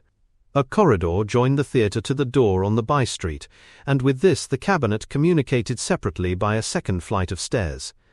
There were besides a few dark closets and a spacious cellar. All these they now thoroughly examined. Each closet needed but a glance, for all were empty, and all, by the dust that fell from their doors, had stood long unopened. The cellar, indeed, was filled with crazy lumber, mostly dating from the times of the surgeon who was Jekyll's predecessor, but even as they opened the door, they were advertised of the uselessness of further search by the fall of a perfect mat of cobweb which had for years sealed up the entrance. Nowhere was there any trace of Henry Jekyll, dead or alive. Poole stamped on the flags of the corridor. "He must be buried here," he said, hearkening to the sound. "Or he may have fled," said Utterson, and he turned to examine the door in the by-street. It was locked, and lying nearby on the flags, they found the key, already stained with rust. "This does not look like use," observed the lawyer. "Use?" echoed Poole. "Do you not see, sir, it is broken, much as if a man had stamped on it." "Aye," continued Utterson, "and the fractures too are rusty." The two men looked at each other with a scare. "This is beyond me, Poole," said the lawyer. "Let us go back to the cabinet." They mounted the stair in silence, and still with an occasional awestruck glance at the dead body, proceeded more thoroughly to examine the contents of the cabinet. At one table there were traces of chemical work, various measured heaps of some white salt being laid on glass saucers, as though for an experiment in which the unhappy man had been prevented. "That is the same drug that I was always bringing him," said Poole, and even as he spoke, the kettle with a startling noise boiled over. This brought them to the fireside, where the easy-chair was drawn cosily up, and the tea-things stood ready to the sitter's elbow, the very sugar in the cup. There were several books on a shelf. One lay beside the tea-things open, and Utterson was amazed to find it a copy of a pious work, for which Jekyll had several times expressed a great esteem, annotated in his own hand, with startling blasphemies.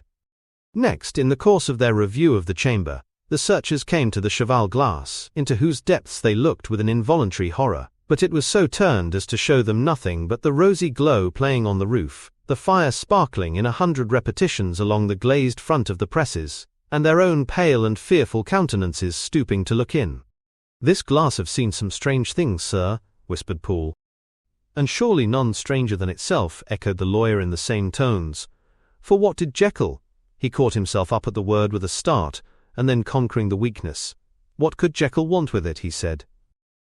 "You may say that," said Poole. Next they turned to the business table. On the desk, among the neat array of papers, a large envelope was uppermost, and bore, in the doctor's hand, the name of Mr. Utterson.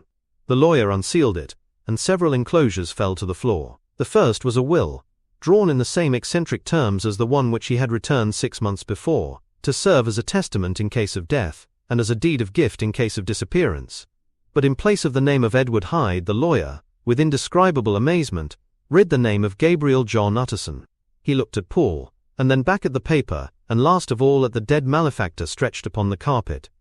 "My head goes round," he said. "He has been all these days in possession. He had no cause to like me. He must have raged to see himself displaced, and he has not destroyed this document." He caught up the next paper. It was a brief note in the doctor's hand, and dated at the top. "Oh, Poole," the lawyer cried, "he was alive and here this day. He cannot have been disposed of in so short a space. He must be still alive. He must have fled. And then, why fled, and how? And in that case, can we venture to declare this suicide? Oh, we must be careful. I foresee that we may yet involve your master in some dire catastrophe." "Why don't you read it, sir?" asked Poole. "Because I fear," replied the lawyer solemnly. "God grant I have no cause for it." And with that he brought the paper to his eyes, and read as follows. "My dear Utterson, when this shall fall into your hands, I shall have disappeared. Under what circumstances I have not the penetration to foresee, but my instinct, and all the circumstances of my nameless situation tell me that the end is sure and must be early. Go then, and first read the narrative which Lanyon warned me he was to place in your hands, and if you care to hear more, turn to the confession of your unworthy and unhappy friend, Henry Jekyll." "There was a third enclosure?" asked Utterson. "Here, sir, said Poole, and gave into his hands a considerable packet sealed in several places. The lawyer put it in his pocket. "I would say nothing of this paper. If your master has fled or is dead, we may at least save his credit. It is now 10. I must go home and read these documents in quiet, but I shall be back before midnight, when we shall send for the police." They went out, locking the door of the theatre behind them, and Utterson, once more leaving the servants gathered about the fire in the hall, trudged back to his office to read the 2 narratives in which this mystery was now to be explained. Chapter 9. Dr. Lanyon's Narrative. On the 9th of January, now 4 days ago, I received by the evening delivery a registered envelope, addressed in the hand of my colleague and old-school companion, Henry Jekyll. I was a good deal surprised by this, for we were by no means in the habit of correspondence. I had seen the man, dined with him indeed, the night before, and I could imagine nothing in our intercourse that should justify the formality of registration. The contents increased my wonder, for this is how the letter ran. The 10th of December, 18- Dear Lanyon, you are one of my oldest friends, and although we may have differed at times on scientific questions, I cannot remember, at least on my side, any break in our affection. There was never a day when, if you had said to me, "Jekyll, my life, my honor, my reason depend upon you," I would not have sacrificed my fortune, or my left hand to help you. Lanyon, my life, my honor, my reason are all at your mercy. If you fail me tonight, I am lost. You might suppose, after this preface, that I am going to ask you for something dishonorable to grant. Judge for yourself. I want you to postpone all other engagements for tonight, even if you were summoned to the bedside of an emperor, to take a cab, unless your carriage should be actually at the door, and with this letter in your hand for consultation, to drive straight to my house. Poole, my butler, has his orders. You will find him waiting your arrival with a locksmith. The door of my cabinet is then to be forced, and you are to go in alone. To open the glazed press, letter E, on the left hand, breaking the lock if it be shut, and to draw out, with all its contents as they stand, the 4th drawer from the top, or, which is the same thing, the 3rd from the bottom. In my extreme distress of mind, I have a morbid fear of misdirecting you, but even if I am in error, you may know the right drawer by its contents, some powders, a file, and a paper book. This drawer, I beg of you to carry back with you to Cavendish Square, exactly as it stands. That is the first part of the service. Now for the second. You should be back, if you set out at once on the receipt of this, long before midnight. But I will leave you that amount of margin, not only in the fear of one of those obstacles that can neither be prevented nor foreseen, but because an hour when your servants are in bed is to be preferred for what will then remain to do. At midnight, then, I have to ask you to be alone in your consulting room, to admit with your own hand into the house a man who will present himself in my name, and to place in his hands the drawer that you will have brought with you from my cabinet. Then you will have played your part, and earned my gratitude completely. 5 minutes afterwards, if you insist upon an explanation, you will have understood that these arrangements are of capital importance, and that by the neglect of one of them, fantastic as they must appear, you might have charged your conscience with my death, or the shipwreck of my reason. Confident as I am that you will not trifle with this appeal, my heart sinks, and my hand trembles at the bare thought of such a possibility. Think of me at this hour, in a strange place, laboring under a blackness of distress that no fancy can exaggerate, and yet well aware that, if you will but punctually serve me, my troubles will roll away like a story that is told. Serve me, my dear Lanyon, and save. Your friend, H.J. P.S. I had already sealed this up, when a fresh terror struck upon my soul. It is possible that the post office may fail me, and this letter not come into your hands until tomorrow morning. In that case, dear Lanyon, do my errand when it shall be most convenient for you in the course of the day, and once more expect my messenger at midnight. It may then already be too late, and if that night passes without event, you will know that you have seen the last of Henry Jekyll. Upon the reading of this letter I made sure my colleague was insane, but till that was proved beyond the possibility of doubt, I felt bound to do as he requested. The less I understood of this farrago, the less I was in a position to judge of its importance, and an appeal so worded could not be set aside without a grave responsibility. I rose accordingly from table, got into a hansom, and drove straight to Jekyll's house. The butler was awaiting my arrival. He had received by the same post as mine a registered letter of instruction, and had sent at once for a locksmith and a carpenter. The tradesman came while we were yet speaking, and we moved in a body to old Dr. Denman's surgical theatre, from which, as you are doubtless aware, Jekyll's private cabinet is most conveniently entered. The door was very strong, the lock excellent. The carpenter avowed he would have great trouble and have to do much damage if force were to be used, and the locksmith was near despair. But this last was a handy fellow, and after 2 hours' work, the door stood open. The press marked E was unlocked, and I took out the drawer, had it filled up with straw and tied in a sheet, and returned with it to Cavendish Square. Here I proceeded to examine its contents. The powders were neatly enough made up, but not with the nicety of the dispensing chemist, so that it was plain they were of Jekyll's private manufacture, and when I opened one of the wrappers, I found what seemed to me a simple crystalline salt of a white color. The phial to which I next turned my attention might have been about half full of a blood-red liquor, which was highly pungent to the sense of smell, and seemed to me to contain phosphorus and some volatile ether. At the other ingredients I could make no guess. The book was an ordinary version book, and contained little but a series of dates. These covered a period of many years, but I observed that the entries ceased nearly a year ago and quite abruptly. Here and there a brief remark was appended to a date, usually no more than a single word, double, occurring perhaps 6 times in a total of several hundred entries, and once very early in the list and followed by several marks of exclamation. Total failure. All this, though it whetted my curiosity, told me little that was definite. Here were a phial of some tincture, a paper of some salt, and the record of a series of experiments that had led, like too many of Jekyll's investigations, to no end of practical usefulness. How could the presence of these articles in my house affect either the honor, the sanity, or the life of my flighty colleague? If his messenger could go to one place, why could he not go to another, and even granting some impediment, why was this gentleman to be received by me in secret? The more I reflected, the more convinced I grew that I was dealing with a case of cerebral disease, and though I dismissed my servants to bed, I loaded an old revolver that I might be found in some posture of self-defense. 12 o'clock had scarce rung out over London, ere the knocker sounded very gently on the door. I went myself at the summons, and found a small man crouching against the pillars of the portico. "Are you come from Dr. Jekyll?" I asked. He told me yes, by a constrained gesture, and when I had bidden him enter, he did not obey me without a searching backward glance into the darkness of the square. There was a policeman not far off, advancing with his bull's-eye open, and at the sight I thought my visitor started and made greater haste. These particulars struck me, I confess, disagreeably, and as I followed him into the bright light of the consulting-room, I kept my hand ready on my weapon. Here, at last, I had a chance of clearly seeing him. I had never set eyes on him before, so much was certain.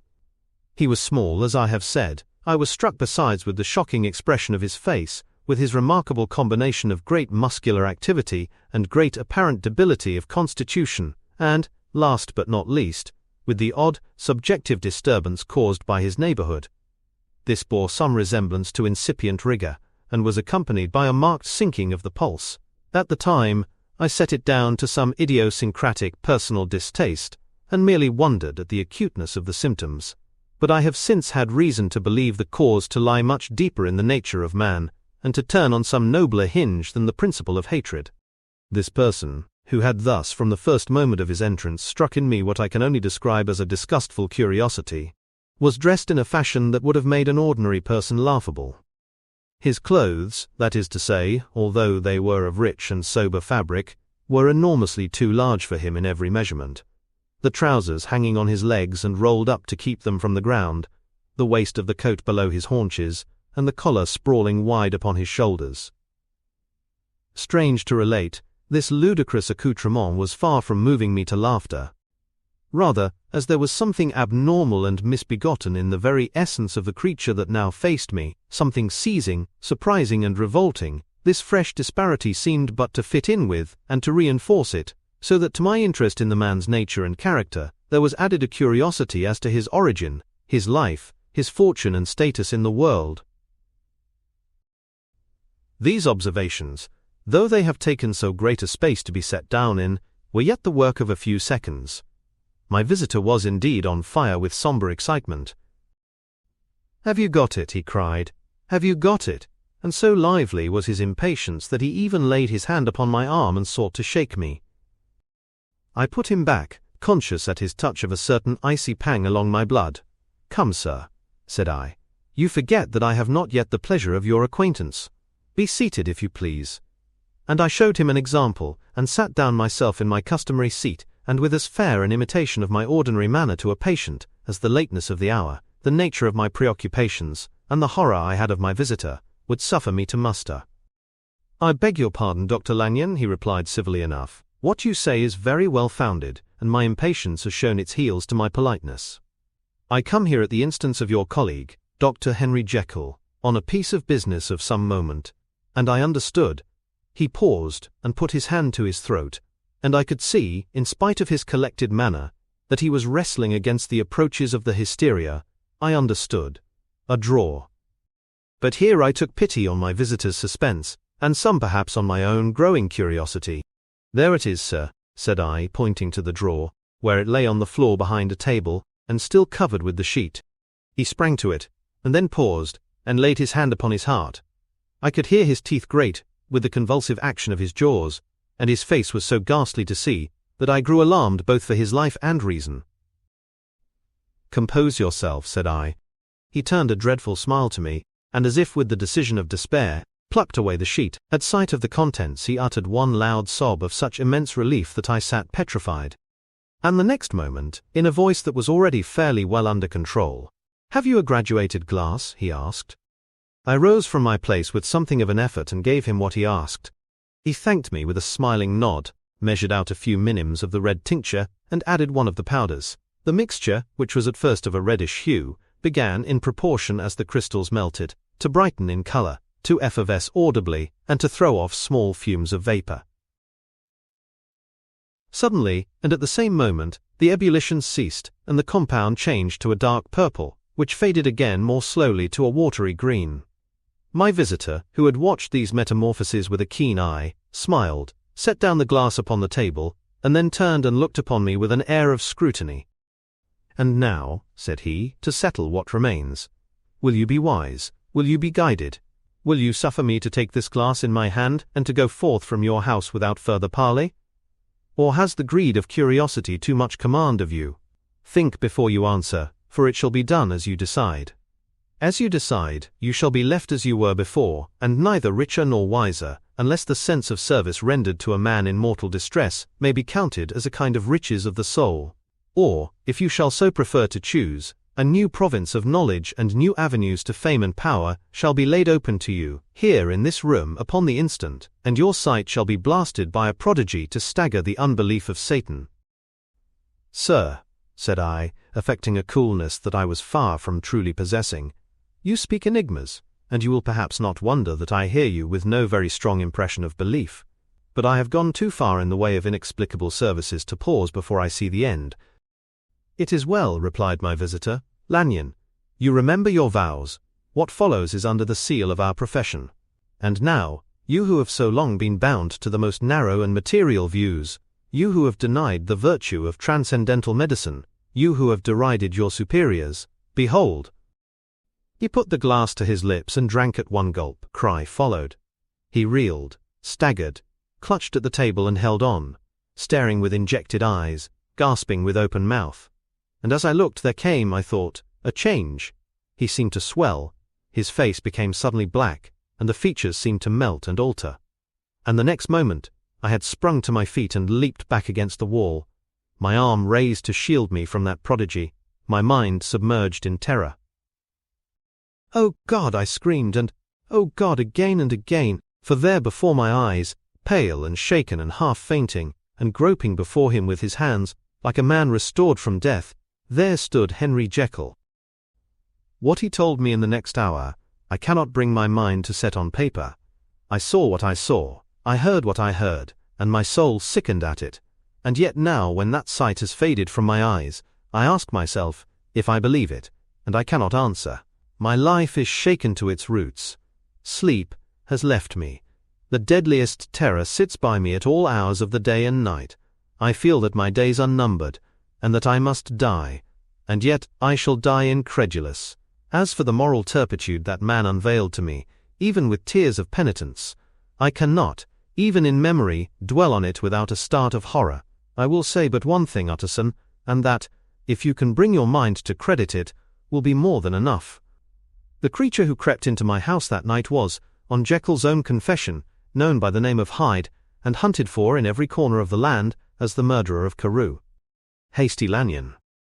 Chapter 10. Henry Jekyll's full statement of the case.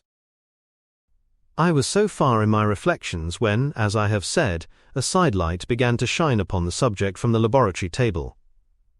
I began to perceive more deeply than it has ever yet been stated, the trembling immateriality, the mist-like transience, of this seemingly so solid body in which we walk attired. Certain agents I found to have the power to shake and to pluck back that fleshly vestment, even as a wind might toss the curtains of a pavilion. For two good reasons I will not enter deeply into this scientific branch of my confession. First, because I have been made to learn that the doom and burthen of our life is bound forever on man's shoulders, and when the attempt is made to cast it off, it but returns upon us with more unfamiliar and more awful pressure. Second, because, as my narrative will make alas too evident, my discoveries were incomplete.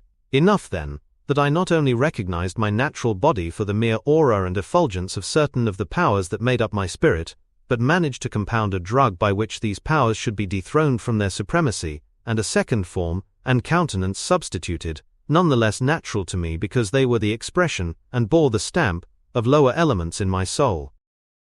I hesitated long before I put this theory to the test of practice.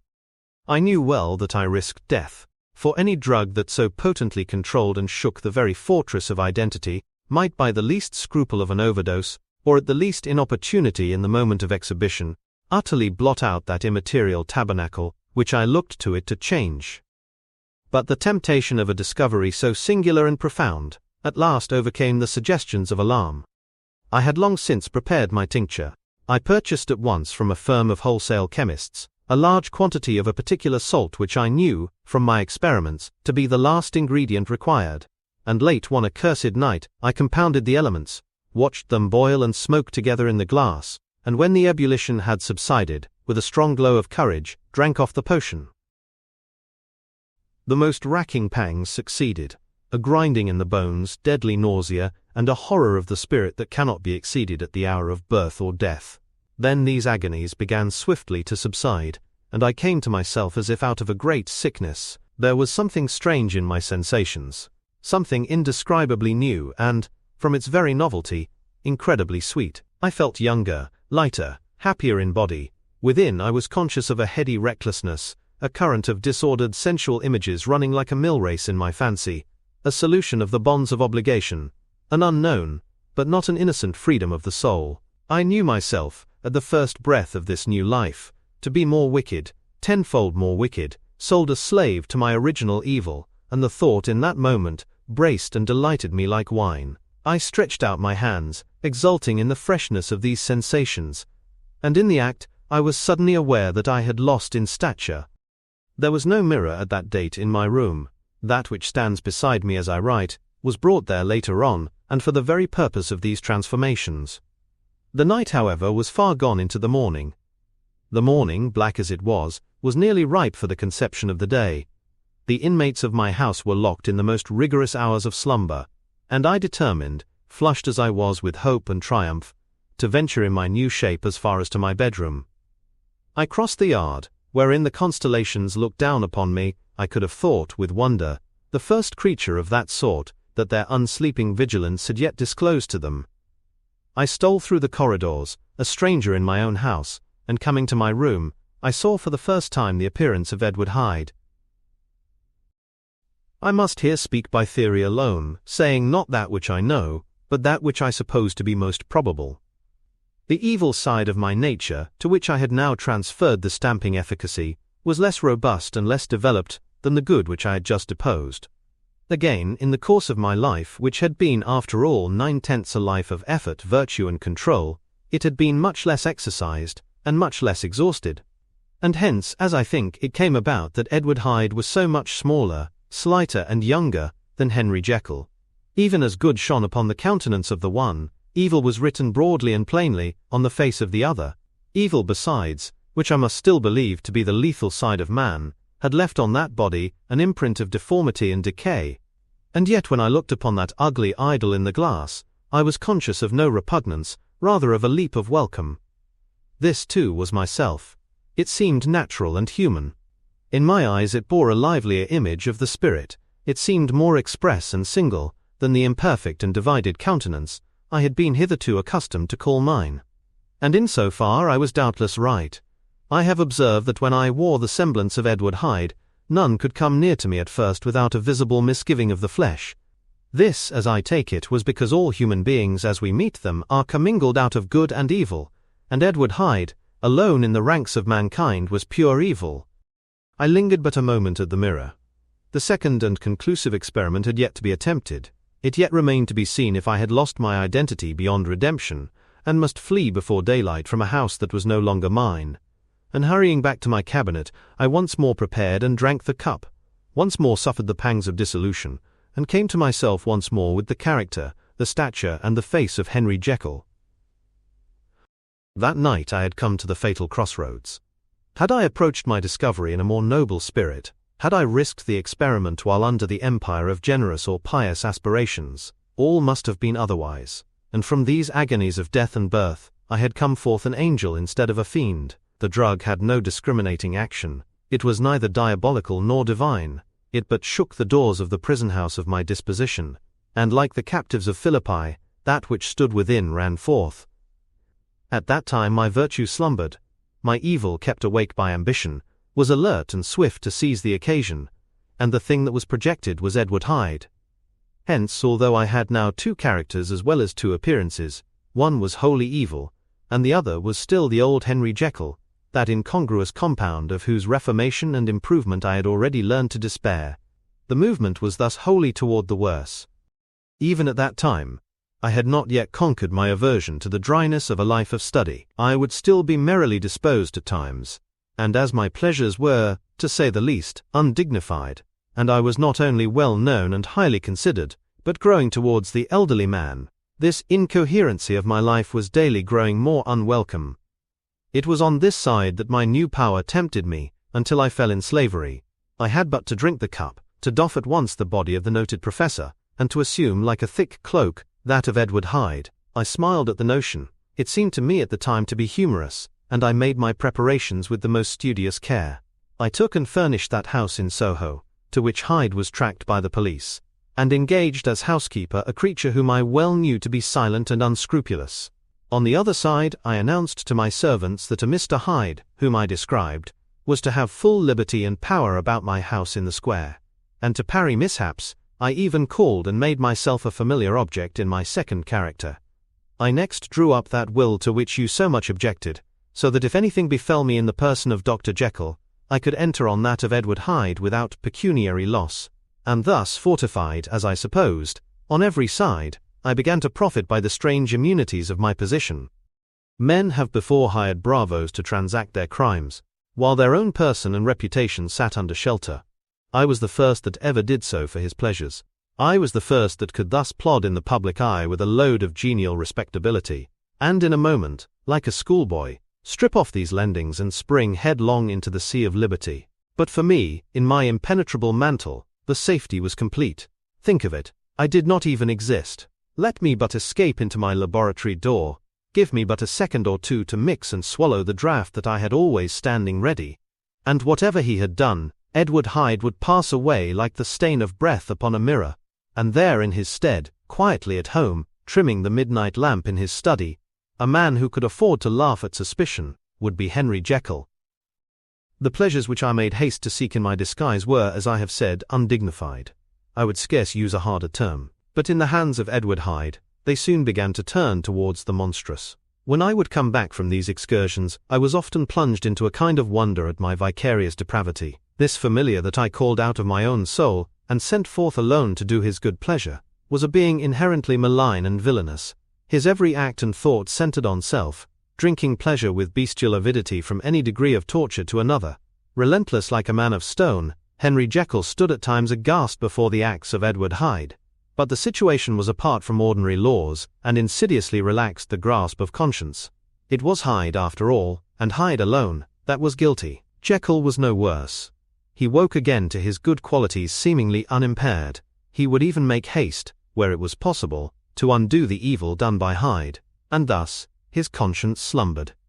Into the details of the infamy at which I thus connived, for even now I can scarce grant that I committed it, I have no design of entering, but to point out the warnings and the successive steps with which my chastisement approached.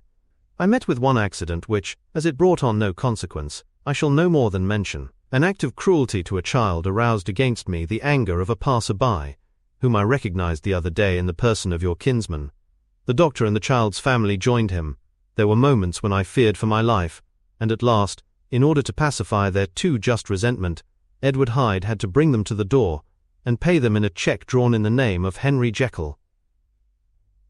But this danger was easily eliminated from the future, by opening an account at another bank in the name of Edward Hyde himself, and when, by sloping my own hand backward, I had supplied my double with a signature, I thought I sat beyond the reach of fate.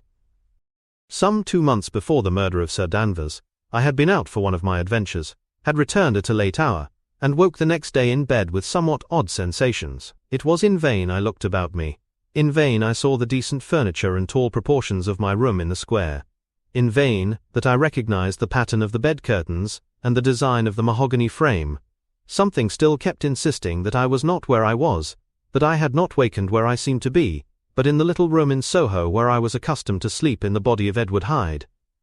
I smiled to myself, and in my psychological way, began lazily to inquire into the elements of this illusion. Occasionally, even as I did so, dropping back into a comfortable morning doze. I was still so engaged when, in one of my more wakeful moments, my eye fell upon my hand. Now the hand of Henry Jekyll, as you have often remarked, was professional in shape and size. It was large, firm, white, and comely. But the hand which I now saw, clearly enough, in the yellow light of a mid-London morning, lying half shut on the bedclothes, was lean, corded, knuckly, of a dusky pallor, and thickly shaded, with a swart growth of hair. It was the hand of Edward Hyde. I must have stared upon it for near half a minute, sunk as I was in the mere stupidity of wonder, before terror woke up in my breast as sudden and startling as the crash of cymbals, and bounding from my bed I rushed to the mirror. At the sight that met my eyes, my blood was changed into something exquisitely thin and icy. Yes, I had gone to bed Henry Jekyll. I had awakened Edward Hyde. How was this to be explained, I asked myself, and then, with another bound of terror, how was it to be remedied? It was well on in the morning, the servants were up, all my drugs were in the cabinet, a long journey, down 2 pair of stairs, through the back passage, across the open court and through the anatomical theatre, from where I was then standing horror-struck. It might indeed be possible to cover my face, but of what use was that, when I was unable to conceal the alteration in my stature?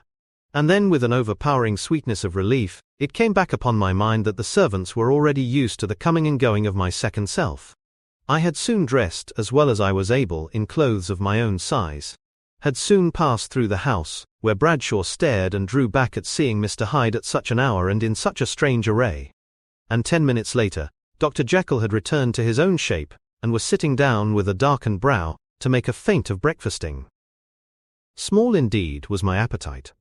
This inexplicable incident, this reversal of my previous experience, seemed, like the Babylonian finger on the wall, to be spelling out the letters of my judgment, and I began to reflect more seriously than ever before on the issues and possibilities of my double existence. That part of me which I had the power of projecting, had lately been much exercised and nourished. It had seemed to me of late as though the body of Edward Hyde had grown in stature, as though, when I wore that form, I were conscious of a more generous tide of blood, and I began to spy a danger that if this were much prolonged, the balance of my nature might be permanently overthrown, the power of voluntary change be forfeited, and the character of Edward Hyde become irrevocably mine. The power of the drug had not been always equally displayed. Once, very early in my career, it had totally failed me. Since then I had been obliged on more than one occasion to double, and once, with infinite risk of death, to treble the amount. And these rare uncertainties had cast hitherto the sole shadow on my contentment. Now, however, and in the light of that morning's accident, I was led to remark that whereas, in the beginning, the difficulty had been to throw off the body of Jekyll, it had of late, gradually but decidedly transferred itself to the other side. All things therefore seemed to point to this, that I was slowly losing hold of my original and better self, and becoming slowly incorporated with my second and worse. Between these two, I now felt I had to choose. My two natures had memory in common, but all other faculties were most unequally shared between them. Jekyll, who was composite, now with the most sensitive apprehensions, now with a greedy gusto, projected and shared in the pleasures and adventures of Hyde. But Hyde was indifferent to Jekyll, or but remembered him as the mountain bandit remembers the cavern in which he conceals himself from pursuit. Jekyll had more than a father's interest, Hyde had more than a son's indifference. To cast in my lot with Jekyll was to die to those appetites which I had long secretly indulged and had of late begun to pamper. To cast it in with Hyde was to die to 1,000 interests and aspirations, and to become at a blow and forever despised and friendless. The bargain might appear unequal, but there was still another consideration in the scales. For while Jekyll would suffer smartingly in the fires of abstinence, Hyde would be not even conscious of all that he had lost. Strange as my circumstances were, the terms of this debate are as old and commonplace as man. Much the same inducements and alarms cast the die for any tempted and trembling sinner, and it fell out with me, as it falls with so vast a majority of my fellows, that I chose the better part, and was found wanting in the strength to keep to it. Yes, I preferred the elderly and discontented doctor, surrounded by friends and cherishing honest hopes, and bade a resolute farewell to the liberty, the comparative youth, the light step, leaping pulses and secret pleasures that I had enjoyed in the disguise of Hyde. I made this choice perhaps with some unconscious reservation, for I neither gave up the house in Soho, nor destroyed the clothes of Edward Hyde, which still lay ready in my cabinet. For 2 months, however, I was true to my determination. For 2 months, I led a life of such severity as I had never before attained to, and enjoyed the compensations of an approving conscience. But time began at last to obliterate the freshness of my alarm. The praises of conscience began to grow into a thing of course. I began to be tortured with throes and longings, as of Hyde struggling after freedom, and at last, in an hour of moral weakness, I once again compounded and swallowed the transforming draught. I do not suppose that, when a drunkard reasons with himself upon his vice, he is once out of 500 times affected by the dangers that he runs through his brutish physical insensibility. Neither had I, long as I had considered my position, made enough allowance for the complete moral insensibility and insensate readiness to evil, which were the leading characters of Edward Hyde. Yet it was by these that I was punished. My devil had been long caged, he came out roaring. I was conscious, even when I took the draught, of a more unbridled, a more furious propensity to ill. It must have been this, I suppose, that stirred in my soul that tempest of impatience with which I listened to the civilities of my unhappy victim. I declare at least, before God, no man morally sane could have been guilty of that crime upon so pitiful a provocation, and that I struck in no more reasonable spirit than that in which a sick child may break a plaything. But I had voluntarily stripped myself of all those balancing instincts, by which even the worst of us continues to walk with some degree of steadiness among temptations, and in my case, to be tempted, however slightly, was to fall. Instantly the spirit of hell awoke in me and raged. With a transport of glee I mauled the unresisting body, tasting delight from every blow. And it was not till weariness had begun to succeed that I was suddenly, in the top fit of my delirium, struck through the heart by a cold thrill of terror. A mist dispersed. I saw my life to be forfeit, and fled from the scene of these excesses, at once glorying and trembling, my lust of evil gratified and stimulated, my love of life screwed to the topmost peg. I ran to the house in Soho, and, to make assurance doubly sure, destroyed my papers. Thence, I set out through the lamplit streets, in the same divided ecstasy of mind, gloating on my crime, light-headedly devising others in the future, and yet still hastening and still hearkening in my wake for the steps of the avenger. Hyde had a song upon his lips as he compounded the draught, and as he drank it, pledged the dead man. The pangs of transformation had not done tearing him, before Henry Jekyll, with streaming tears of gratitude and remorse, had fallen upon his knees and lifted his clasped hands to God. The veil of self-indulgence was rent from head to foot. I saw my life as a whole. I followed it up from the days of childhood, when I had walked with my father's hand, and through the self-denying toils of my professional life, to arrive again and again, with the same sense of unreality, at the damned horrors of the evening. I could have screamed aloud. I sought with tears and prayers to smother down the crowd of hideous images and sounds with which my memory swarmed against me, and still, between the petitions, the ugly face of my iniquity stared into my soul. As the acuteness of this remorse began to die away, it was succeeded by a sense of joy. The problem of my conduct was solved. Hyde was thenceforth impossible. Whether I would or not, I was now confined to the better part of my existence, and oh, how I rejoiced to think it! With what willing humility I embraced anew the restrictions of natural life. With what sincere renunciation I locked the door by which I had so often gone, and come, and ground the key under my heel. The next day came the news that the murder had been overlooked, that the guilt of Hyde was patent to the world, and that the victim was a man high in public estimation. It was not only a crime, it had been a tragic folly. I think I was glad to know it. I think I was glad to have my better impulses thus buttressed and guarded by the terrors of the scaffold. Jekyll was now my city of refuge. Let but Hyde peep out an instant, and the hands of all men would be raised to take and slay him. I resolved in my future conduct to redeem the past, and I can say with honesty that my resolve was fruitful of some good. You know yourself how earnestly in the last months of last year I labored to relieve suffering. You know that much was done for others, and that the days passed quietly, almost happily for myself. Nor can I truly say that I wearied of this beneficent and innocent life. I think instead that I daily enjoyed it more completely. But I was still cursed with my duality of purpose, and as the first edge of my penitence wore off, the lower side of me, so long indulged, so recently chained down, began to growl for license. Not that I dreamed of resuscitating Hyde. The bare idea of that would startle me to frenzy. No. It was in my own person that I was once more tempted to trifle with my conscience, and it was as an ordinary secret sinner that I at last fell before the assaults of temptation. There comes an end to all things, the most capacious measure is filled at last, and this brief condescension to my evil finally destroyed the balance of my soul. And yet I was not alarmed. The fall seemed natural, like a return to the old days before I had made my discovery. It was a fine, clear January day, wet underfoot where the frost had melted, but cloudless overhead. And the Regent's Park was full of winter chirrupings and sweet with spring odors. I sat in the sun on a bench, the animal within me licking the chops of memory, the spiritual side a little drowsed, promising subsequent penitence, but not yet moved to begin.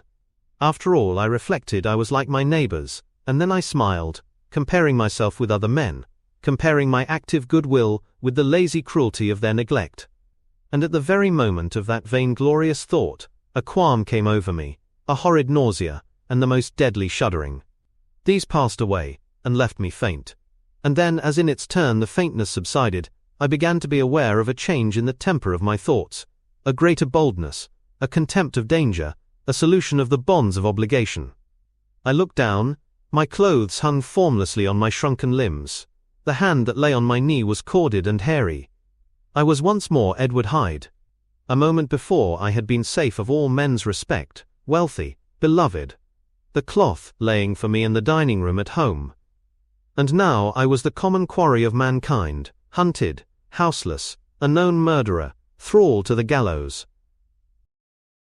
My reason wavered, but it did not fail me utterly. I have more than once observed that, in my second character, my faculties seemed sharpened to a point, and my spirits more tensely elastic. Thus it came about that, where Jekyll perhaps might have succumbed, Hyde rose to the importance of the moment. My drugs were in one of the presses of my cabinet. How was I to reach them? That was the problem that, crushing my temples in my hands, I set myself to solve. The laboratory door I had closed. If I sought to enter by the house, my own servants would consign me to the gallows. I saw I must employ another hand, and thought of Lanyon. How was he to be reached? How persuaded? Supposing that I escaped capture in the streets, how was I to make my way into his presence? And how should I, an unknown and displeasing visitor, prevail on the famous physician to rifle the study of his colleague Dr. Jekyll? Then I remembered that of my original character, one part remained to me. I could write my own hand, and once I had conceived that kindling spark, the way that I must follow became lighted up from end to end. Thereupon, I arranged my clothes as best I could, and summoning a passing hansom, drove to an hotel in Portland Street, the name of which I chanced to remember. At my appearance, which was indeed comical enough, however tragic a fate these garments covered, the driver could not conceal his mirth. I gnashed my teeth upon him with a gust of devilish fury, and the smile withered from his face, happily for him, yet more happily for myself, for in another instant, I had certainly dragged him from his perch. At the inn, as I entered, I looked about me with so black a countenance, as made the attendants tremble. Not a look did they exchange in my presence, but obsequiously took my orders, led me to a private room, and brought me wherewithal to write. Hyde in danger of his life was a creature new to me, shaken with inordinate anger, strung to the pitch of murder, lusting to inflict pain, yet the creature was astute, mastered his fury with a great effort of the will, composed his 2 important letters, one to Lanyon, and one to Poole, and that he might receive actual evidence of their being posted, sent them out with directions that they should be registered. Thenceforward he sat all day over the fire in the private room, gnawing his nails. There he dined, sitting alone with his fears, the waiter, visibly quailing before his eye, and thence, when the night was fully come, he set forth in the corner of a closed cab, and was driven to and fro about the streets of the city. He, I say, I cannot say I. That child of hell had nothing human, nothing lived in him but fear and hatred, and when at last, thinking the driver had begun to grow suspicious, he discharged the cab and ventured on foot, attired in his misfitting clothes, an object marked out for observation, into the midst of the nocturnal passengers, these 2 base passions raged within him like a tempest. He walked fast, hunted by his fears, chattering to himself, skulking through the less frequented thoroughfares, counting the minutes that still divided him from midnight. Once a woman spoke to him, offering, I think, a box of lights. He smote her in the face, and she fled. When I came to myself at Lanyon's, the horror of my old friend perhaps affected me somewhat. I do not know, it was at least but a drop in the sea to the abhorrence with which I look back upon these hours. A change had come over me. It was no longer the fear of the gallows, it was the horror of being Hyde that racked me. I received Lanyon's condemnation partly in a dream. It was partly in a dream that I came home to my own house and got into bed. I slept after the prostration of the day, with a stringent and profound slumber which not even the nightmares that wrung me could avail to break. I awoke in the morning shaken, weakened, but refreshed. I still hated and feared the thought of the brute that slept within me, and I had not of course forgotten the appalling dangers of the day before. But I was once more at home, in my own house, and close to my drugs, and gratitude for my escape shone so strong in my soul that it almost rivaled the brightness of hope. It is useless, and the time awfully fails me to prolong this description. No one has ever suffered such torments, let that suffice.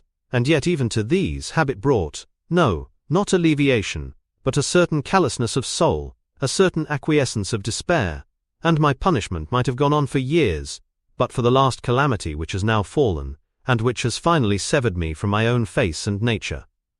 My provision of the salt, which had never been renewed since the date of the first experiment, began to run low.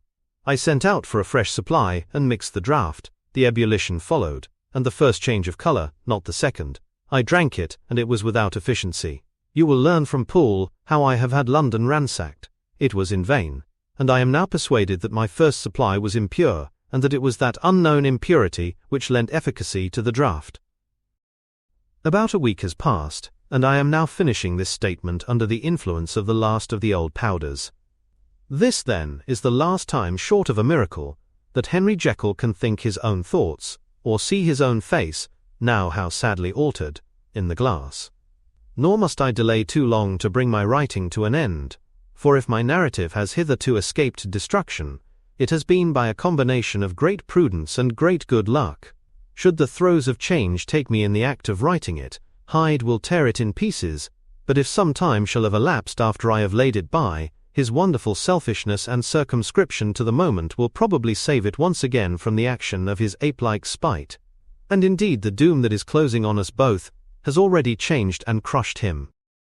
Half an hour from now, when I shall again and forever re-endue that hated personality, I know how I shall sit shuddering and weeping in my chair, or continue, with the most strained and fear-struck ecstasy of listening, to pace up and down this room, my last earthly refuge, and give ear to every sound of menace. Will Hyde die upon the scaffold, or will he find the courage to release himself at the last moment? God knows, I am careless.